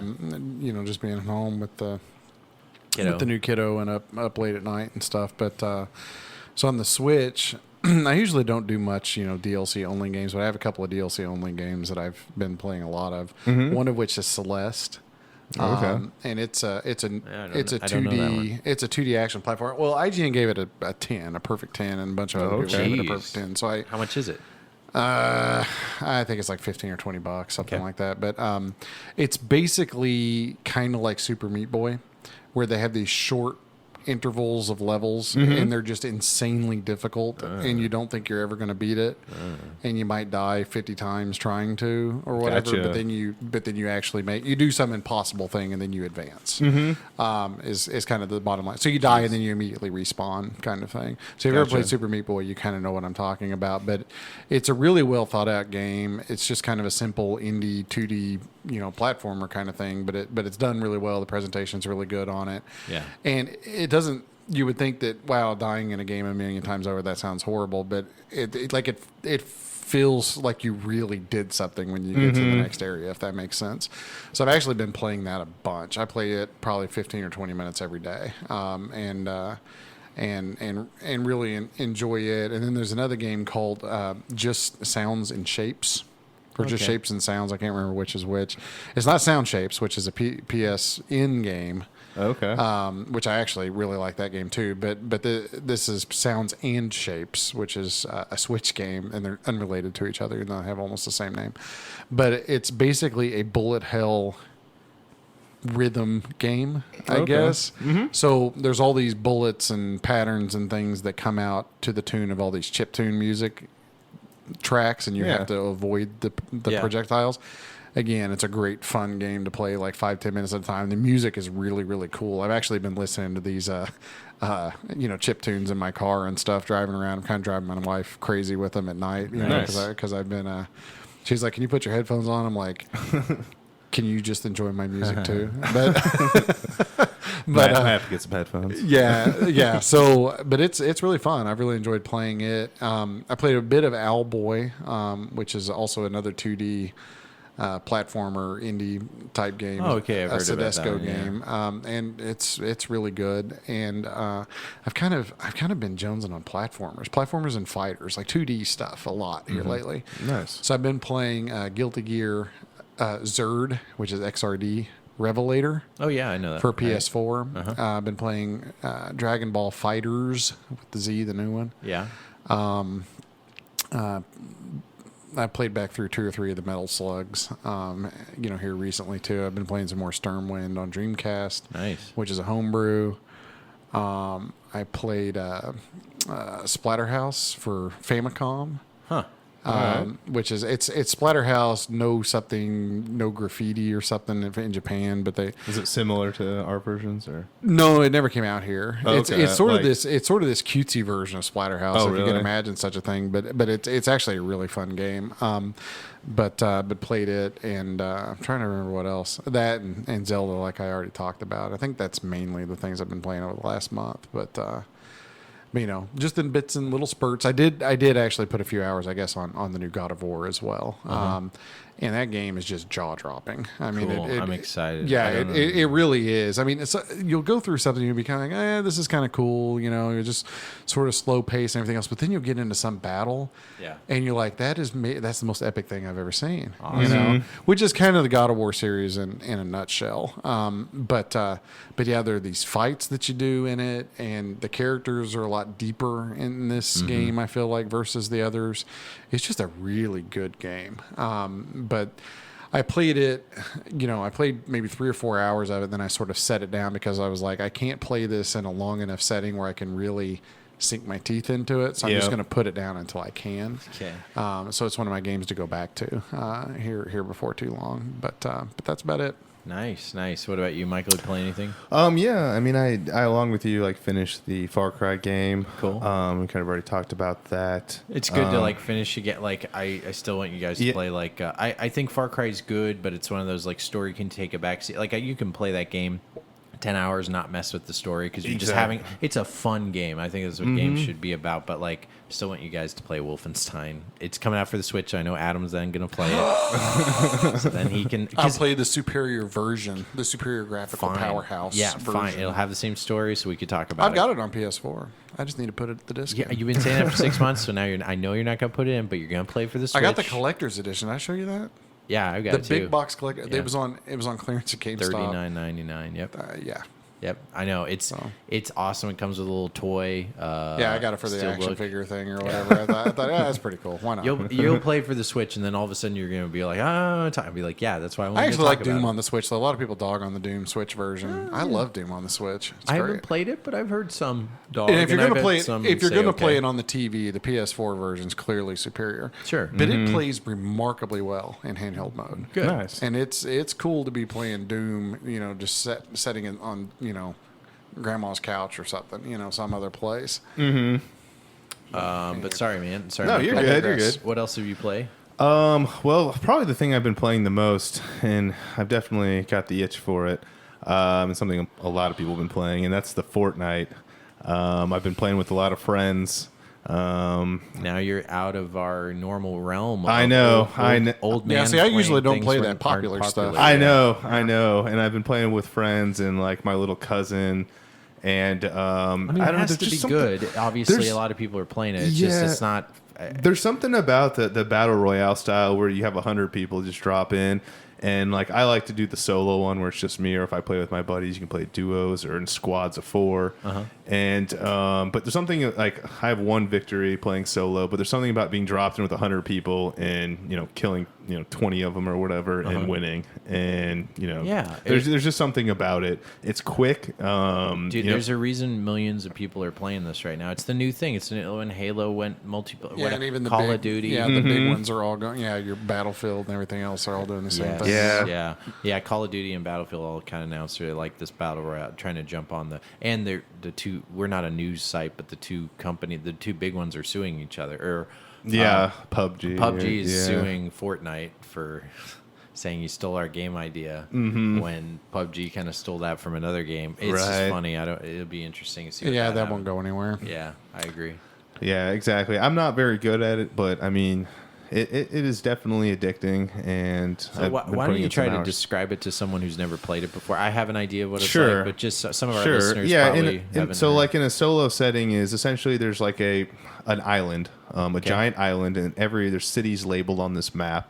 And you can drop in and go essentially to wherever it is. The bus will randomly go across the whole island, and you just kind of drop in, and essentially then it becomes every man for themselves. Essentially, it's Hunger Games, really. Okay. If you're familiar with Hunger Games, everyone drops into the island, all 100 people. There's guns and weapons and ammo and shields just randomly placed. It's all every time it's random.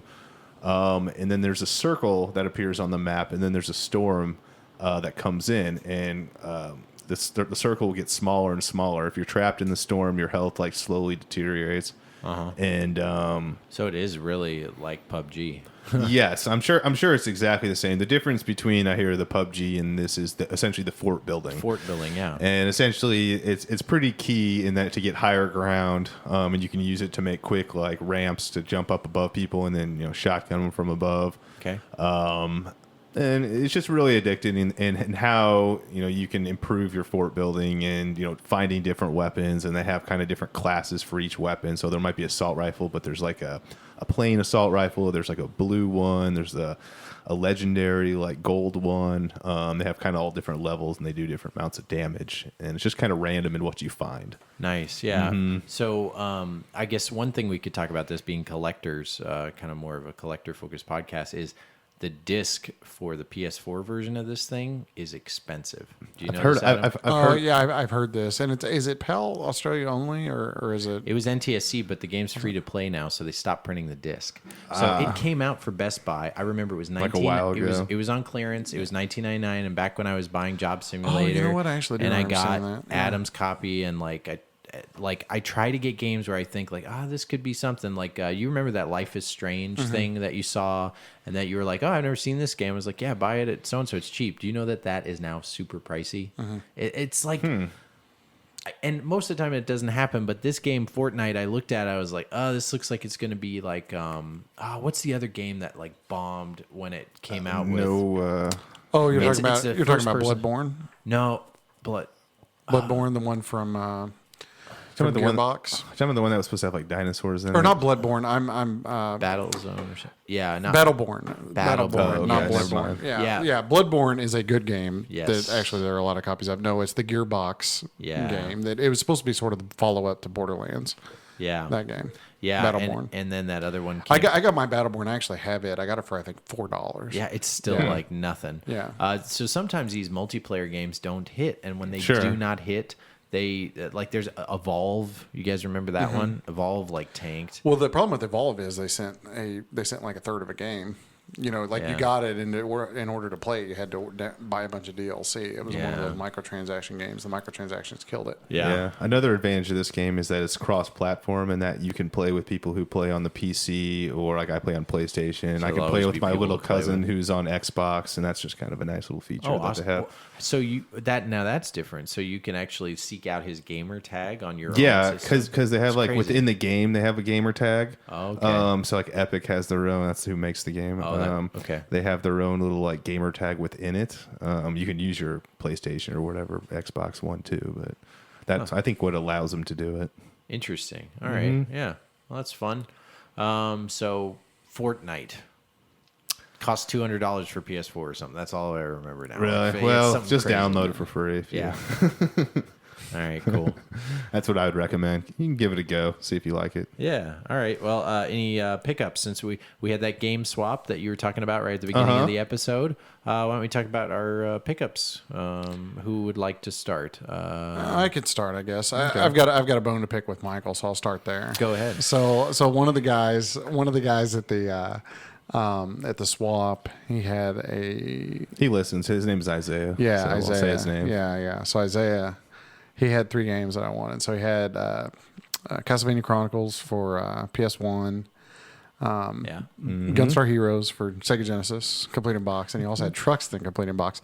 So I was like, I want these 3, and so I sort of set them down. I was like, hey, why don't you come over here and look at my table, see if maybe there's some stuff that maybe you want to trade or whatever else, and that sort of thing. So, man, I thought it was safe. Oh, see, I didn't know about that. So then Michael comes over and he starts eyeballing my games, and I'm like. But I thought, Whoa, no, they were still on Isaiah's table. I thought I know, but I thought Isaiah had my back on this. So he's like, and I'm like, those are kind of my games or whatever. And so somehow they ended up making a deal for Truxton. So Michael basically has my Truxton now. Yeah. Yeah, is the way I traded Dragon Warrior is the 4 way it on turns out. NES, I got the yeah. other 2, but he got the Truxton. I'm a little bit disappointed because I thought he had my back, but he doesn't. Truxton's pretty epic. Yeah. Yeah, well, actually, I don't even really like it that much. I think it's a little bit overrated. But I preferentially buy shmups, and I don't have that one. So that's it was only the collector in me that's disappointed, not the guy that actually wants to play the game. But but I got those, and then what else did I get? I got a crap ton of Game Boy Advance boxes. Yeah, I saw like 20 Game Boy Advance, just the boxes and manuals, inserts. Yeah. But got them pretty cheap. And I don't even really consider myself to be a Game Boy Advance collector, or at least not much of one. But I have like 80 Game Boy Advance boxes now. Like I have an entire shelf full of Game Boy Advance. They were solid titles, though, right? Yeah, and that's what I they're like thought. good boxes. you Yeah. know? People don't value them very high, so Yeah, but they look cool, you Yeah, know. So I got a lot of those just because it was a good deal on them. Those are the main things. I mean, there's always the limited runs and that kind of stuff that comes in the mail. I did snag a couple of PSP games the other day. I got a Metal Slug Double X on PSP. yeah, it's a good one. And also Metal Slug Anthology on PSP. Nice. So I now have Anthology on PSP, PS2, and Wii because you never can have too many versions of the same damn game. No. Yeah. I mean, I have a lot of those compilations too. They're great compilations. Yeah, they are. So Yeah, you know, so you gotta and get 'em. I like buying the SNK compilations just in general. So Yeah. so I got those, and I was pretty happy to have those come in. I've got I've been having a hankering for homebrews and that kind of thing here lately. So I got there's a company called Mega Cat Studios that publishes NES homebrew games. So I've got Justice Duel, Creepy Brawlers, Little Medusa, and Coffee Crisis. And, Nice. and those are all really good, solid games. And the guy that runs it was actually nice enough to send me so after I ordered or put in a second order with him, he was like, "Hey, I love having repeat customers and all this kind of stuff." So I sort of chatted back and forth with him by email and told him, about the podcast. So full disclosure, he actually gave me a Steam key. Nice. To kind of do a look through on Coffee Crisis, Cool. but I really liked it. It's like it's a side scrolling 2D platformer brawler kind of thing, Streets of Rage kind of issue. Yeah. And really really liked it. So I can say, even aside from having gotten the free code, I actually bought the game on the cartridge from him at full price because I liked it so much. So Awesome. if you're inclined into such things, you can get it on Steam or go look at it yourself. But I really like it. It came as a nice package. And I also got the Earthworm Jim soundtrack on vinyl Nice. because I'm that cool. Nice. I got that Nex Machina soundtrack. On vinyl. That's a great soundtrack, isn't it? Yeah, that's real good. I got a lot of pickups, so I'll go last. Michael, Yeah, I what can you jump got? in there. Some things I got, like my NES boxes, and a lot of Yeah, these you I do. had. I already have the game for these, so I was able to do a trade with a gentleman named Josh, and he gave me the boxes for NES for Bionic Commando, Galaga, the original Mario Brothers arcade game, which is kind of a tough one to get in pretty good condition. The black box one. The black Oh, box yeah. Mario that's Party, and that's a cool. That's actually my favorite of the black box boxes. and Box guys. yeah, I got Monster Party now complete in the box. I had picked up complete in the box Lolo 3. I had to make a trade for some of my NES games. I did get Truxton on the Genesis, which I think we talked about. I traded my Dragon Warrior 4 on NES for that one. And It's nice not to be in competition with you guys, I guess. Yeah. Right? You guys don't want the crap I'm buying, Atari Lynx Pit Fighter and stuff. You guys are going for actually good games. That's true. Why are you doing that? That's not true. There's a lot Yeah, of trash there's- on the NES. Yeah. I have one in here that I'll probably never play that I paid a good amount for, but getting to it. Actually, I picked up on Genesis a game, Shadow of the Beast, which I don't know. The cover looks pretty cool. Dude, I've never played that. Did you get it from the guy on the Yes. corner? That's funny. So that was the one game I was going to get from him. Really? And I pulled it out and I looked at it and I was like, I really want Shadow of the Beast. And then he looked it up and he shot me a price. I forget how much he shot me. And I was going to grab it, but I luckily had this moment in my head that was like, you don't need that. And I put it down. Right. So I'm unlike Adam. I didn't pick it up, but I'm okay with it. But it's funny that you picked it up. Yeah, Isn't it funny? that was how, at the very end of the day, too, Yeah. right before I left. I ended was up like- See, seeing it. I need to have this voice that tells me you don't need that. Yeah. Where I- do you it's- find it's such a thing? It's coming in, but Well, it comes and To be goes. honest with you, I don't even think I would have gotten it, but he came to my table and was like, "Hey, you want to trade anything for this?" And I was like, "I'll go look at your stuff." And I saw funny. that and I was like, "All right," but I know nothing about it, so we'll see. So- Maybe a good video game book club play. It's actually a really good game. Is it? They remade it on PS4. You can only import it. It's like a wait. What's the game name again? Shadow of the Beast. Yeah, Shadow of the Beast, great game. So it's like a it's like a 2D side-scrolling, freaking fantasy, freaky, weird game. It's very distinct, and the beast that you play as is pretty crazy. You should play it. Nice. It's good. It's a weird game, and it's weird where they made the remake, much like your Mega Man, where they basically remade the game they didn't update it like crazy like God of Sure. War. Anyway, go ahead. And then I got two pretty sought after, I guess, kind of more rare actually. I don't know how sought after they are, But Uninvited, complete in the box. I don't know what that is. Oh yeah, that's a good It's one. to kind have of like a complete. point and click game, which I should have looked at the back of the box before I bought it because I don't know. It's not my Norm, the type. gaming historian, loves that game. Does he? Yeah. It's not normally my type of game, but It has a great cover though. yeah, it does. It looks. I know the cover looks the awesome, but cover's then I such a saw it was just a weird kind of a thing. point and click, read a Yeah. lot and stuff. What does the cover look like? It's got like this Grim Reaper looking guy on the front. I've seen that before. Yeah. Yeah. Then the other game I got, and actually I just did another trade with a guy who's actually from like the middle of Missouri. I just sent him a game. I haven't actually received it yet, so I don't know if I can count this yet. But I sent him his games. But You can't. I know. I'm counting my chickens here, but or counting my eggs. My bad. Whatever. But Whatever they it count is. Central But it is Missouri. Kickmaster on NES. So it's another game that I've been kind of looking for, and just gonna get added to my collection. I don't know if you. I think Adam said he has that. Yeah, I have Kickmaster. Do you have that one? Yeah, and I'm gonna steal your thunder. I actually forgot 2 games, and they came from one of our listeners, so I need to shout him out, Kyle. I did a trade, so Okay, it wasn't like nice. he gave them to me, but it was a good trade, I think, for both sides. I got Gradius 5 for PS2, Okay, which I've been nice. looking for forever, and also I got Mega Man Legends 2 for Oh, PS1. okay, that's both complete. So I'm Tough sorry. to find game. Yeah. No, you're good. Yeah, but 2 very tough to find games, Yeah, or pretty it's- tough to find games. So I was really happy to have those. But I traded in a bunch of Xbox stuff. Oh, okay, nice. And then a game that I had no idea was actually kind of pricey for a 3DS game, or it's kind of held its value, I should say. The Oregon Trail apparently is still going. I saw that. I know I would never have guessed it, but No, I know it does. It's It's still just going for funny. like $35, and it was on that same guy who had the Shadow of the Beast, and I put those two together to. I don't know. It might have been a mistake, but I of course like the old DOS or whatever Apple Oregon Trail game. So That's right. Any game where you can consistently die of dysentery. that's it's definitely worth it. I like it. And then I got an NES or a Super Nintendo Classic from Adam. Yeah. I got from Shane actually Mega Man 2 on Game Boy, which I didn't have, and that's pretty awesome.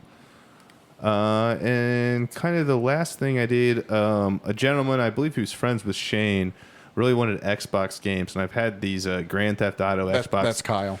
Oh, that is Kyle. Yeah, Okay, he's got the Xbox to see something bad. Oh, okay, yeah. So I had a couple Grand Theft Auto Xbox games, and he traded me C2 Judgment Clay on Super Nintendo, complete in the box for those 2 games. So I was pretty. They're one of the best names of any know. SNES game. Yeah. And it's got a rabbit with like a huge Scar machine gun on the cover, so that's pretty awesome. Cool.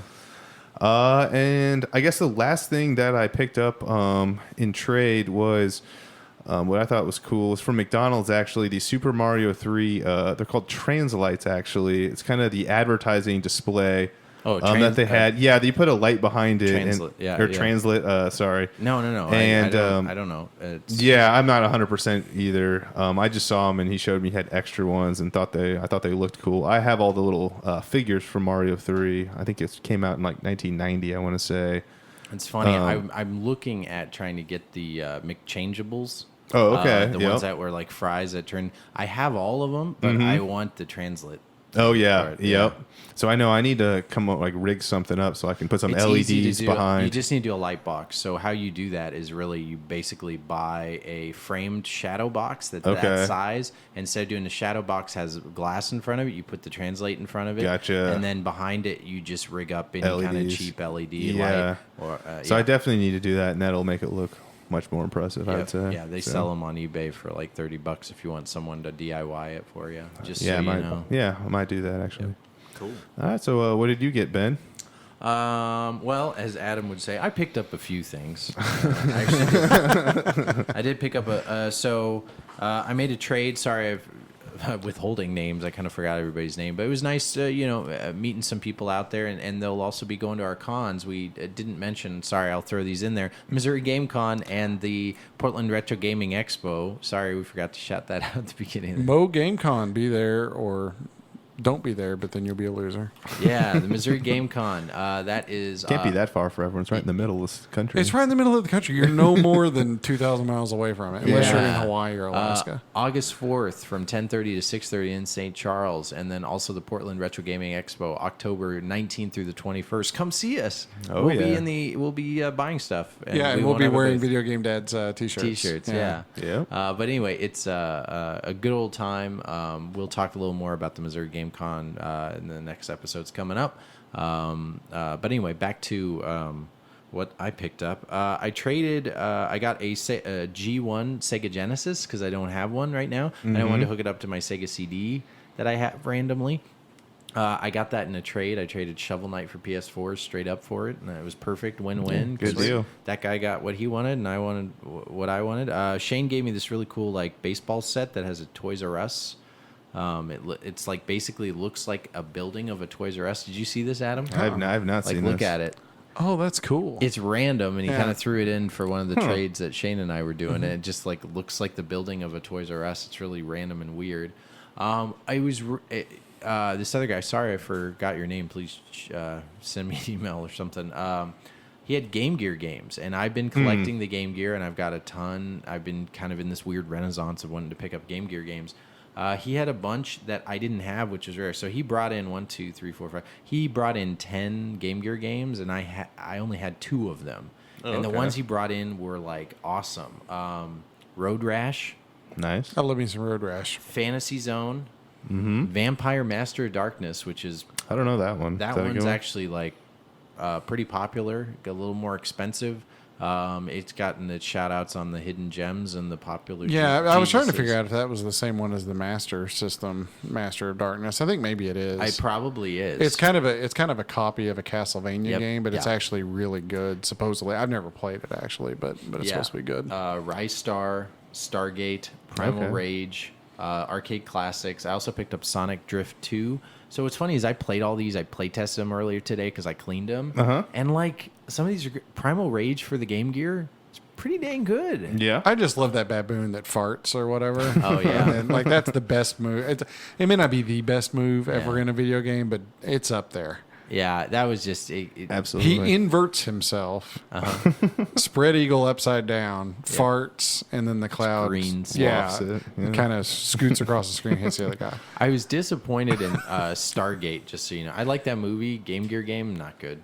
Rise Star, this is going to be a handheld haul at some point. I Yeah? never played Rise Star. Really? And it's another... I didn't even realize it was on the Yeah. the I have it on Game both Gear. versions. So yeah. just so you know, like Road Rash, Fantasy Zone, Vampire, and Rise Star are also kind of more expensive games. So it was kind of good. We got a deal. I got a great deal on the stuff. I mean, it's still paying a little chunk of change for Game Gear games. Yeah, but sure. these were like games that I've been wanting for a while. So it was so win-win. It was like perfect. Like, who's bringing? That's like all he had to sell was Yeah. just random Game Gear games. So I don't know if I trade him a couple of things. Did you tell him like which ones to bring, or did he just happen to bring like all? I didn't even solid know stuff? the guy. Because there happens. I mean, he could have brought like baseball titles and all that, but I it was think pretty solid. He basically everything. brought his whole collection. Yeah. And just wanted to sell it, and he already sold his Game Gear. And he also had Jurassic. I should have just grabbed Jurassic Park because that's how I am. I'm like a kid with you just see it, you want to get it because I already have 2 copies of it. Maybe I don't need it. But Rise Star is freaking great. So it probably plays a lot like the Genesis one, but probably not as great. Sure. I've heard good things about Rise Star. I now get it because the mechanics, this kind of boomerang mechanic where you climb up something, I've never seen. Have you played Rise Star before? I played on Genesis a little bit. Yeah. It's pretty fun. Yeah. Yeah, it's good. That vampire game is really good. Both those games, Fantasy Zone, it's cool. It's rares. Is kind Yeah. of Fantasy Zone's pretty cool. It's cool. for the time that it came out or whatever. Yeah. 'Cause- Yeah. I'm not 'cause sure even how it is. even by Game Gear, I mean, the original Fantasy Zone was like a Master System, Yeah. kind of era game. So Yeah. That's why I wonder on the Game Gear. How well, that's it what I holds mean. up. It was kind of outdated by that point. I mean, it's sort of an outdated game. It was. It by felt the like time that. Game Gear came out, but for its time, it's really good. It felt like that. But that Master of Darkness game, I just kept playing Rise Star. I kept playing Road Rash for Game Gear, also good. Like there's some it's funny. Sonic Drift, I was really excited to play that. Didn't really like it. That arcade classic game, Stargate, was terrible. You know, but, there like, is a new Sonic racing game coming out. I heard about that. I heard, yeah. Yeah, so just as an aside. No, yeah, I love the Transformers ones. Yeah. All Stars Transformed is great, so I'll probably end up getting that new one. Something else I picked up was this Mortal Kombat TV games Oh yeah. thing where it's like a plug and play, Yep. but it's got the Mortal Kombat controller and the buttons. And what's great about it is I'm bringing it to Missouri Game Con because we have a couple of the actors from Mortal Kombat. One of them, Richard That's right. Vicio, who played Kano, Baraka, Cable. Because remember, this was all like, how do you call this? Sprites, sprite-based? Digitized actors. He's going to be there at Missouri Game Con. I didn't even think about that. I'm going to have to round up on my Mortal Kombat crap. I and take it know. with me. I remember Yeah. you were standing there looking at, I think it was Josh's I table. guess I got to figure out Yeah. which Mortal. Are they in all 1, 2, and 3? Do you know? I don't know. I guess we'll have to look it up. Yeah. Because I don't want to ask them to sign, like, hey, sign my Ultimate Mortal Kombat 3 when they weren't in that one. Yeah. And also, the more they get into the games, the less those core guys, because there was just a few of the actors, because they would redo Well, themselves. yeah, the like, original ones, they would be 2 or 3 different characters. That's yeah. exactly it. Yeah. And it's just funny seeing Sonya and stuff. There's actually a poster on eBay. I shouldn't say this. I should because I'm not going to buy it. There's a poster on eBay that actually has all the digitized actors on there, and it's like a legit poster that I felt was something that you'd like. Anyway, it's like them and very clearly them as the actors there.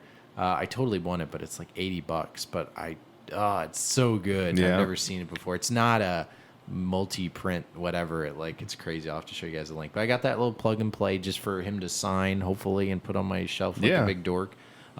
Thank you. I got that Ninja Turtles kid pinball thing that you picked up at that was awesome. Thrift store, yeah. Yeah, a little thrift store find. I'm excited to have Bash play that when he gets a little older. I picked up Tekken 3 for the PS1. That's Nice, a yeah. good game. Because of the Bleemcast thing. That's why. Oh, okay. Bleemcast, you can play Tekken 3, Gran Turismo 2. It's funny, last time I was here, you were like, why do you have Gran Turismo 2 randomly right there? Oh yeah. And it's because of the It Bleemcast. updates the graphics on them, too. So now all I need is a Black Label Metal Gear Solid, which surprisingly is really expensive for as much as they sold. I got the That discs. guy Kyle had the greatest hits, remember? Yeah, but I didn't. Yeah, I know. I wanted You want the the black black, play. yeah. Well, what's funny is I got the discs on GameStop.com, $1.99. Wow. And I was hoping but disc only. So but Okay. even the case I can't find on eBay for like whatever. So it's just weird. The thing sold millions, but people hold on to it. It's a good game, I guess.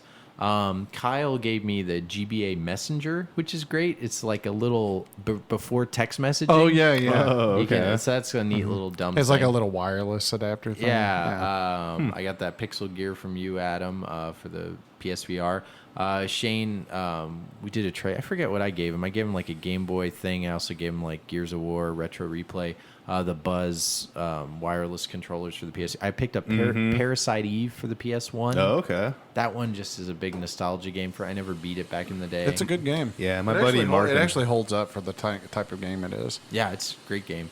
And then I got a bunch of PS4 games like the Mega Man Legacy Collections, God of War. I ended up getting that for $30 due not bad. to the like promo deal they have going on. Shovel Knight for the Wii U. Okay. And then I went to a garage sale and I got a poster of Cyclops that I'm pretty excited about. Nice. I know everybody's favorite. What's that X-Men. going? What's in the background there?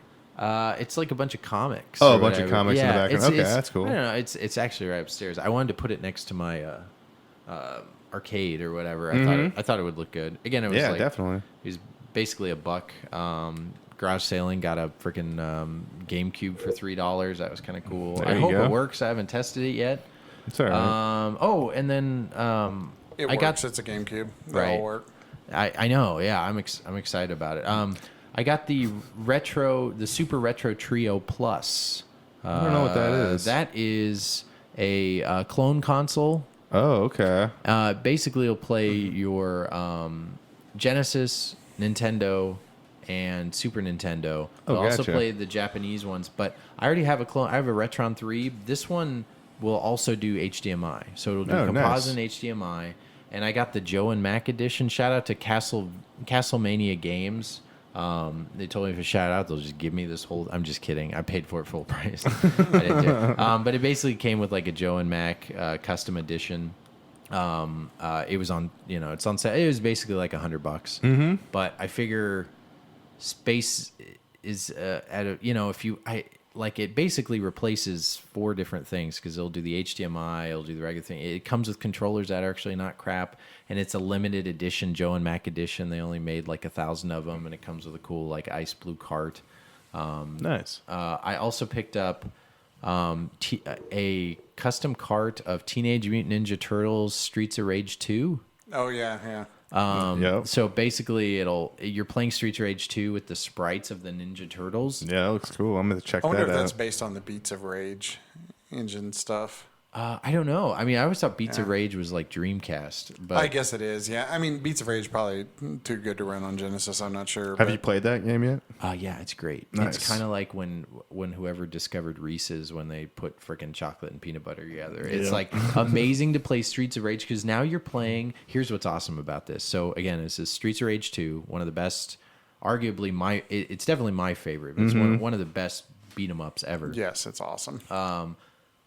I seriously, like, every time I think about it, I'm like, oh, I just want to play that right now. And I've beaten it probably a dozen times. I love it more. I always do Max. What did you guys, Axel? You guys Axel? I kind of I did mixed it Axel. up. I played it. I just kind of randomized. Yeah. But it's basically Streets of Rage 2. But what makes it neat is it puts the Ninja Turtles in less of a cartoony and more of a one like the movie. You know how the first movie was kind of adult? It kind of makes you feel like you're playing a proper Teenage Mutant Ninja Turtles, the movie, the game. Yeah. Oh, it's so good. And it makes like green font, does a couple little extra things there. Nice. Something else I picked up that's kind of random. I showed you guys, and again, I'm a Ninja Turtles fan. I know you guys are, so you guys probably humor me. Oh, yeah, you're... I got a custom GBA. Yeah, it looks sweet. Gen 1. So the thing about I love the Game Boy Advance. The SP, kind of hard to hold. I don't have a first, type of whatever. What do you call this? Just the regular GBA? Yeah. And the SP. I found, so what's a knock on it is they didn't have the brighter screen. There's a lot of companies out there, like professional companies. I'll say, Metal Jesus has one that he talked. It's Super Retro or something like that. They're pretty expensive, really expensive. I found a seller on eBay that did a bunch of custom ones and would do themed.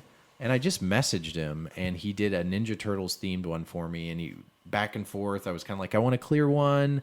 Maybe want the buttons to be all the different colors. So I have like the buttons going around the side, and the bumpers all a different color of the Ninja Turtles, and the front. He was just great. And it was a fraction of the price of maybe one of the. Some of the other people. Yeah, some of the other people that have the dedicated websites.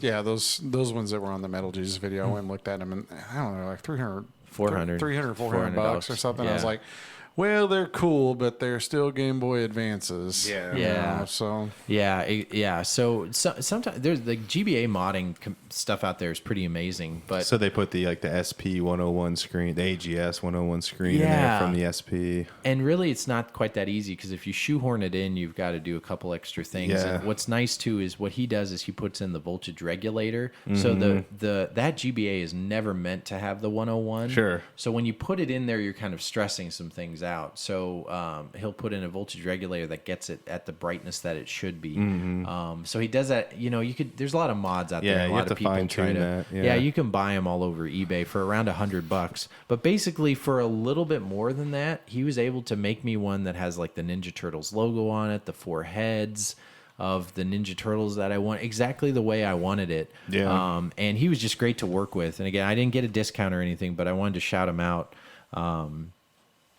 His eBay seller name, and again, he makes like I feel like he'll make any kind of theme you want. He has Adam, I was going to tell you a Metroid version. Ooh. It's got the kind of purple colors or whatever that he kind of does. And he prints out stickers. He prints out extra stickers, and even the back kind of looks legit. So I'll put this on the Facebook, so if you guys are interested, take a picture of it. But his eBay seller name is JHMAC. It's like JH Mac. And his little logo is like a little penguin. He's got all like 99.8, feedback. But he was just great to work with, and really, it's more expensive than buying one of these at a garage sale. But when you think about the parts it would take to put this together, you know, you're at like that 101 screen is like this, probably like $50-$60 by itself, yeah, just for the screen. Yeah. So I mean, yes, if you tried to do this yourself, you could maybe spend. But you know, he was great to work with, and customizing it exactly the way I wanted it and everything. But anyway, it's JHMAC on eBay. Check him out if you want a really well done. Custom AGS 101 GBA for a good price, and if you like a certain like theme, you want it all blacked out, you want a Castlevania one, he's got that. He does a really cool Yoshi one, Wario. Again, this isn't really Nintendo themed. He'll do that too, so that was kind of cool. But anyway, that was a great little pickup. I need to show it to you guys in person because it looks really good in person too. I grabbed some PS4 import games. Buddy Niles in Germany sent me. Like Toro, a bunch of SingStar random games. Yeah, Toro, that's pretty rare. Yeah, it's a little less rare now, but yeah, it's basically a bullfighter game. It's a bullfighting game from that Spain. only came out in Spain that I wanted because, of course, I do. I also picked up a GameCube screen. I'm pretty happy about this.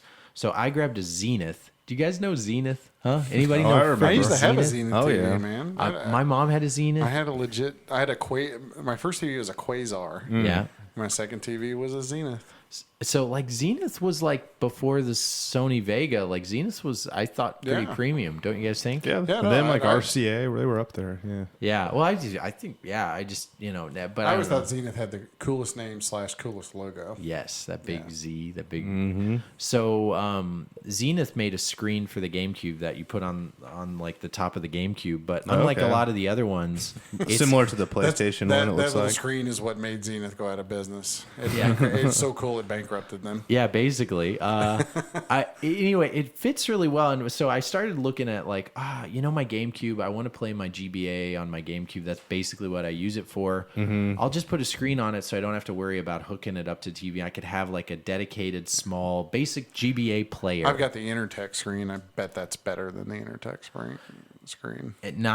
You're right. It is because I ended up buying the Intertech screen, and I was like, oh my god, this is basically like a Game Gear screen blown up. What's going on? So I've looked at deep forums, and I found places that probably Adam goes all the time. These GameCube forums of these guys, and they're basically like the Deep Zenith. in the web. And I felt like this is Adam, like other surname doing this, because he was like all in. Like it's basically the Zenith is the GameCube screen, and you shouldn't get anything else. What I'm saying, Adam, is you as a GameCube collector, you got to get this screen. It is amazing.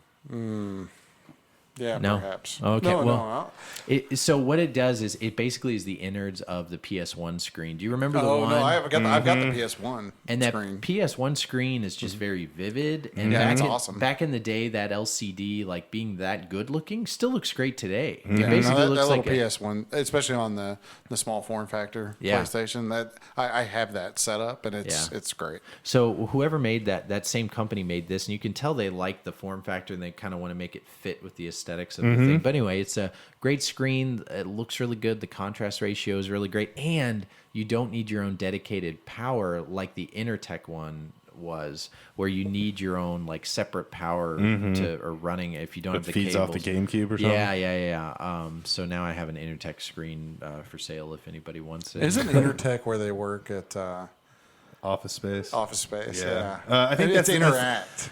Yeah. Interact's the screen. Intertech is the Office Space company. You're Yeah. right. You're right. Yeah. That's right. Yeah, Interact is what I have. Yeah, Yeah. you're right.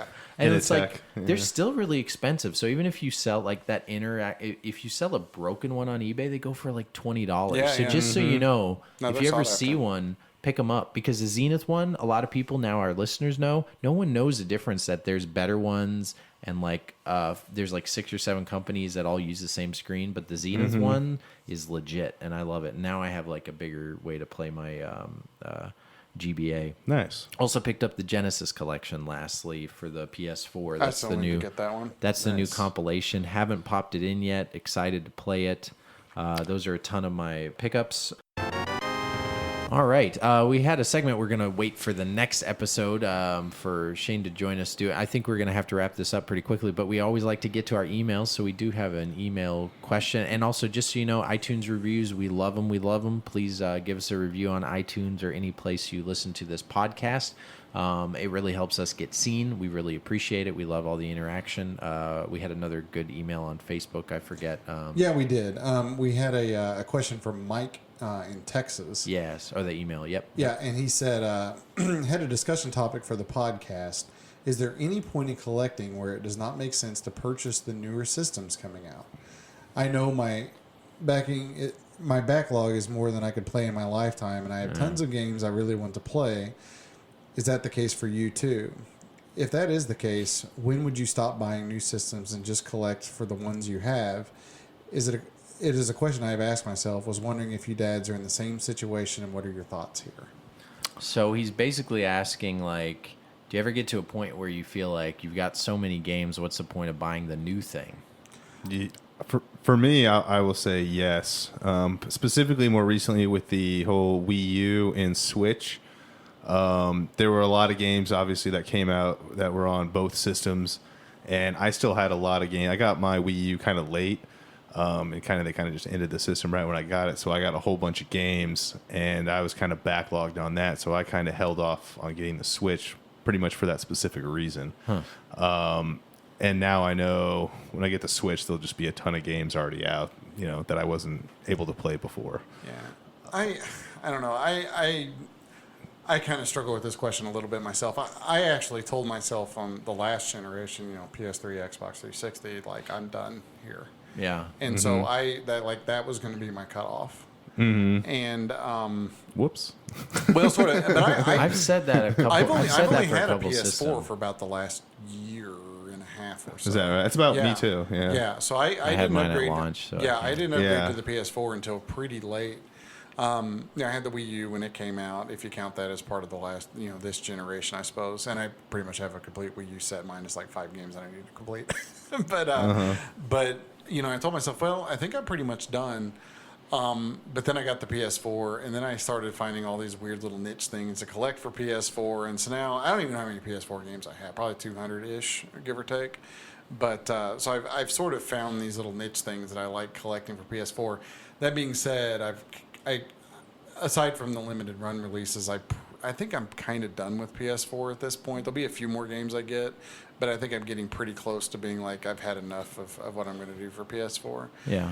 But the Switch, surprisingly, the Switch is getting pretty damn awesome to collect for. Like, there are all of these little indie releases and all these, region-only releases and all these, limited runs doing them, and then there's smaller companies, releasing games. And so physical Switch games actually are getting kind of interesting to collect for. And it works for you right now because of the kid thing. And it does work for me right now because of the kid thing. But I've been surprised by how diverse the releases are, and how there are all these little niche releases that do make collecting for it kind of cool. So I've kind of got into collecting it. A part of me, I know that a lot of people, and it's been rumored, they say, well, the next generation of consoles will be the last generation of physical media, that kind of thing. Mm-hmm. And that's kind of been floating for a little while. I've heard that. In some ways, I kind of I think I've said that on in some ways, I kind of hope that happens. Yeah. Because then it will force me to stop with collecting the new systems. I mean, at some point, I don't know. Then it'll just be one click away. Well, perhaps, and I have a Steam account, and I have tons of games on Steam. Sure. Because you'll see a Steam sale, and there's like, oh, there's an awesome game for 99 cents. I'm gonna get it, and that's how Steam gets you. But in some ways, I kind of hope that it does happen so that I don't collect any more games. But I guess I don't know. I mean, I have a huge backlog, and I have a backlog that I'm never going to finish. I don't have any illusions about ever being able to finish, sure. Or at least finishing the backlog properly. I mean, I guess I could put in every game and play them for 10 minutes and move on to the next. But that's weird, because that's how I think about it. I'm like, that's how I'll play them all. I do. And then part of me in my collection's gotten such sort of a life unto itself that, I kind of think of it more of a museum than I do a collection of my own, if that makes sense. I mean, they are mine, but in some way I would like it to be a museum. I don't really know how to articulate that. Like, I would like it to be something that other people besides me could experience. Displayed for the public, yeah. So, kind of. So I kind of collect, at least with the idea of having that being the future of my collection. But... So, like, what about, like, because I'm trying to think about, like, you say that, and I'm thinking, like, you know how there was those train sets in the mall and stuff like that? Like, you think like that kind of thing? Like, basically, you'll have an exhibit every once in a while that old-timey guys like us will come and see. Maybe I would more like to have a location, meaning like Yeah. a standalone, like a like a facility, like Yeah. a standalone, not my house, but a place where my collection is, where Yeah. people can go to it like a library or something like that and pull something off the shelf and play it. Ooh, that'd be a lot of people touching my Security. stuff. Yeah. Need So a I lot of don't know. security. And again, I'm just trying. No, I don't know exactly think how to make that happen, Your but- dream is not something I'm trying. I'm just like literally trying to think of like how does that work without it just being your friends come over to a place that you have well, rented to put your game. I'm not sure. I mean, there's Yeah. things like the National Video Game Museum, Yeah. and all that kind of stuff. So I don't know how to make that work. It's something I kind of Maybe mull with around like in my head. maybe with like kiosks and stuff, you could have stuff set up and things like maybe. that. Yeah. Again, I don't know.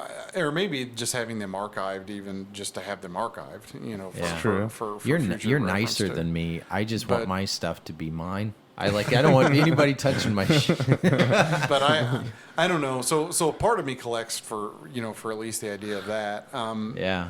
But when I'm going to stop or when I don't, or I say no more to the new stuff, I don't know that I ever will, honestly. Because I see things that I just think, wow, that's really neat and something that, you should, ought to, that I should just have because it's so cool, Sometimes you feel like lobster. Sometimes you feel like a $5 burger, and that's what I feel like is the new and old video games. Like Yeah. I felt like not to. I'm just answering, not trying to interrupt you. I'm just thinking that's my viewpoint on this. My quick little nugget is, I feel like. I know some gamers out there that don't do that. Like some of the YouTubers we have, like don't follow like new games. And part of me thinks like, oh, you're missing out on this other part of video games that's still part of the history. Like Far Cry 5, it was amazing. It's a modern video game. It should not be put up against like when they did the Star Trek 2 or the Star Fox 2 reviews. And that was a great initiative saying like the only people who look at new games and don't look at old and look at it as like, why would you play that? It's a dumb old game. Yeah. And then the old game people who only play the old games and say the new games are all dumb and convoluted and overdone. They're too much like movies. You're not really playing it. You're watching a movie. I say, you guys get a taste of both. You're cutting yourself off. Yeah, you're cutting Yeah. yourself short on a lot Yeah. of stuff. I feel a lot the same way. I mean, That's just my 2 cents. no, on it. no, Go no. ahead. I completely agree. I think it's a little bit unusual sometimes when people go, Super Nintendo was the pinnacle of gaming and it never got any better after that, and there's nothing worth playing at all. Freaking play Last of Us. Are you And, kidding me? Yeah. Yeah. So I do think it's funny when people are, I feel like I have kept up with games, pretty well throughout, at least to this point. But I don't think I don't feel like I've kept up to the point where I've been like everything prior to now sucks. Yeah. You know what I mean? Like I don't have to hate now to love the old stuff and vice versa. Yeah. You don't have to, it's sort of like people who are like, I'm only a PlayStation person and Nintendo and Xbox suck. Or I'm only Xbox and Sony and Nintendo Yeah. suck. You don't have to hate one thing to really like something else. Yeah. And because I've made that mistake at various points in time in the past where I've been like, oh, that's stupid. I don't want any part of that. And then like later on you start playing it and you're like, wow, I really kind of missed out on this whole thing. Yeah. But I think some people do that on purpose maybe so that they can focus on a smaller thing rather than being overwhelmed. I don't know. And it is goofy because it'd be like you having a white car and them having a black car and being like, man, people with black cars, that's a dumb idea or something like that. Like, why would you have a black car or something? I mean, everyone gets what they like. Some people like yellow cars, some people like green cars, whatever. Yeah. Yeah.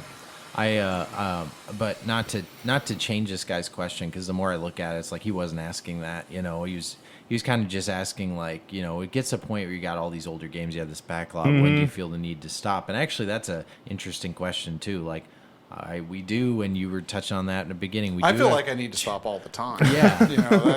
That feeling never goes away. I know 'cause this email is bumming me out. Yeah, man. I go down. Mike from I go Texas. down to my basement. I I start know. looking around. I'm like, crap, man. I got a lot of games. I need to knock it off. I But- do feel like I do feel like I'm slowing down. I can tell because of my freaking bank account and stuff. Because like when I went crazy, when you set yourself a goal, I set that goal. Like I got all my PS3 stuff, and it's like that's a lot of games.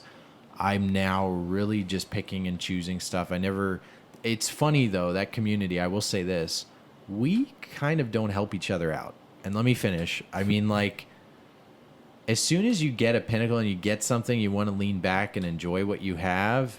there's some, not saying the people in this room, I'm just saying like a lot of collectors, the thing is like the next thing, and they almost get their high from you achieving your own goals. So they'll send you a message of like, well, what's next? Like when I completed my PS3, half of my questions, most of them were like, well, what's next? What are you going to do? What's the next thing you're going to collect? Let me like, what are you going to do? That I was just kind of like, I'm going to take a break. And I did. That group that I was in, that I'm like a moderator of PS3 collectors, I'm like, I post once a month. I used to post like every other day. Sure. And I'm sure to them, they're like, he's not as into it as he was before. No, I'm taking a step back because I could see other people that go way off the deep end in terms of like getting more and more and more. You gotta have it. You gotta budget and be reason. I mean, I guess reasonable in air quotes. Air quotes. You're adult. Pay with whatever as long as you're paying your bills. Well, that's what I'm saying. You got to pay your bills. I mean, for me personally, I pay my bills and I pay myself first at the beginning of every month. I save money every single month. I save for my retirement every single month, and that never changes. And if that means those things happen first, and if I can't buy games after that, then I don't buy games. But you just have to be reasonable and responsible about it. What I do see people doing as a mistake is they may not have a whole lot of money, and then they'll go out and they'll get whipped up on these YouTube videos and that sort of thing, and the first thing they do is want to run out and buy Burning Rangers and Lunar 1 and 2 and Albert Odyssey or fill in the blank for your $400 game or whatever, because somebody on YouTube said that it was awesome and everybody should have it. It's the greatest thing ever, when there's a million games out there that are $5 and they're great. Yeah. Don't be that guy, because I see people go out and they spend a bunch of money on an expensive game, and so they can be some sort of a collector or that sort of thing, and then they're selling it the next week because they need to, or the next month because they got to make the mortgage payment or the rent payment or whatever. They're not in it for the long haul. Well, that's what I'm saying. Like last. if you're well, and but if you're gonna do it, just be responsible about it. It's a thing, and it is a quote unquote investment, and you are putting some money into that, and just like the stock market or anything else, this stuff can go up, but it can also go down. So you just have to. It all needs to be expendable income. Yeah. So Mike, basically, if that's what you're feeling and that's what your gut, go with your gut. Yeah. Because if that stuff happy. doesn't if you don't like the coverage of whatever, and enough of the older stuff keeps you like, that's just me. It doesn't. The older stuff works, but honestly, I hate to say this, we're more retro podcast. I get more of my enjoyment now. There's out of stuff that's probably newer, and we're talking within the last 20 years, okay, compared to the 20 before, like from 2000s and up. The nostalgia hits hard for sure. These Game Gear games, I loved playing the heck out of them. But we just said, like, we'll talk about E3 on our next episode. But like, there's a couple new games for trailers that gave me like legit goosebumps, and I'm like, oh, I'm excited about this game coming out. This is really cool. So, it's kind of like whatever you get excited about. Yeah, whatever if you you like get PS3 or something right now, and you don't feel like you have a bunch of PS3 games you want to go play. Or you make the decision that you only buy new games that you're actually going to play. Sure. Not stuff for shelf candy. Oh yeah, I don't do that. I should do that too. We're really in deep, guys. Like if you think about it, like this guy Mike.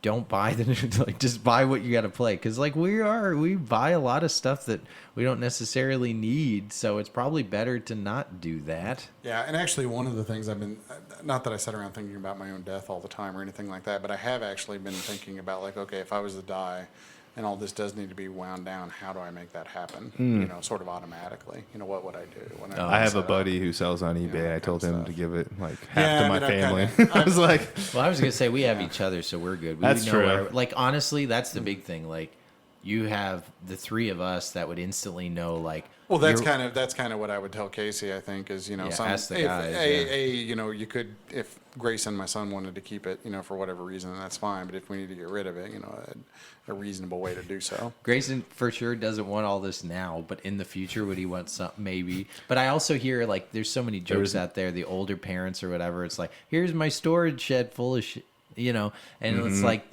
I have this coworker, crazy old dad saying all this garbage. Real quick, kook. I have this coworker who I wish adopted. Like her dad collects comic books, and he has storage lockers full of like awesome like really? Spider-Man and all this Nice. other stuff. I was like, I wish he would adopt me, and they all see him as crazy nuts. Like our Yeah. kids are going to see us. Oh, So absolutely. I think because we're into it, our kids will definitely not be into it. Yeah, That's that's gonna probably true. that's gonna be it. So, but but we at least know, like, yeah, as long as you have someone that you know that you can tell your spouse if someone were to happen, that they would, you know, look out for you and help you get rid of it and that kind of thing. That's important. All right. Well, that was a great email. We'll probably cut it short. We'll get to our other emails next time, and our reviews. Please keep them coming. Thank you so much. Thank you guys for listening. We really appreciate it. Give us little shouts out. We hope to see some of you this year at the conventions we go to. Yeah, keep sending in some good questions like that, and we'll make them into little segments. As always, give us an email, shout us out, videogamedads@yahoo.com, facebook.com/videogamedads, Twitter @videogamedads, and check us out on the YouTubes as well. We are there. Till next time, episode 33 will be the next one. Episode 32 is in the books. All right, thank you. Have a good day.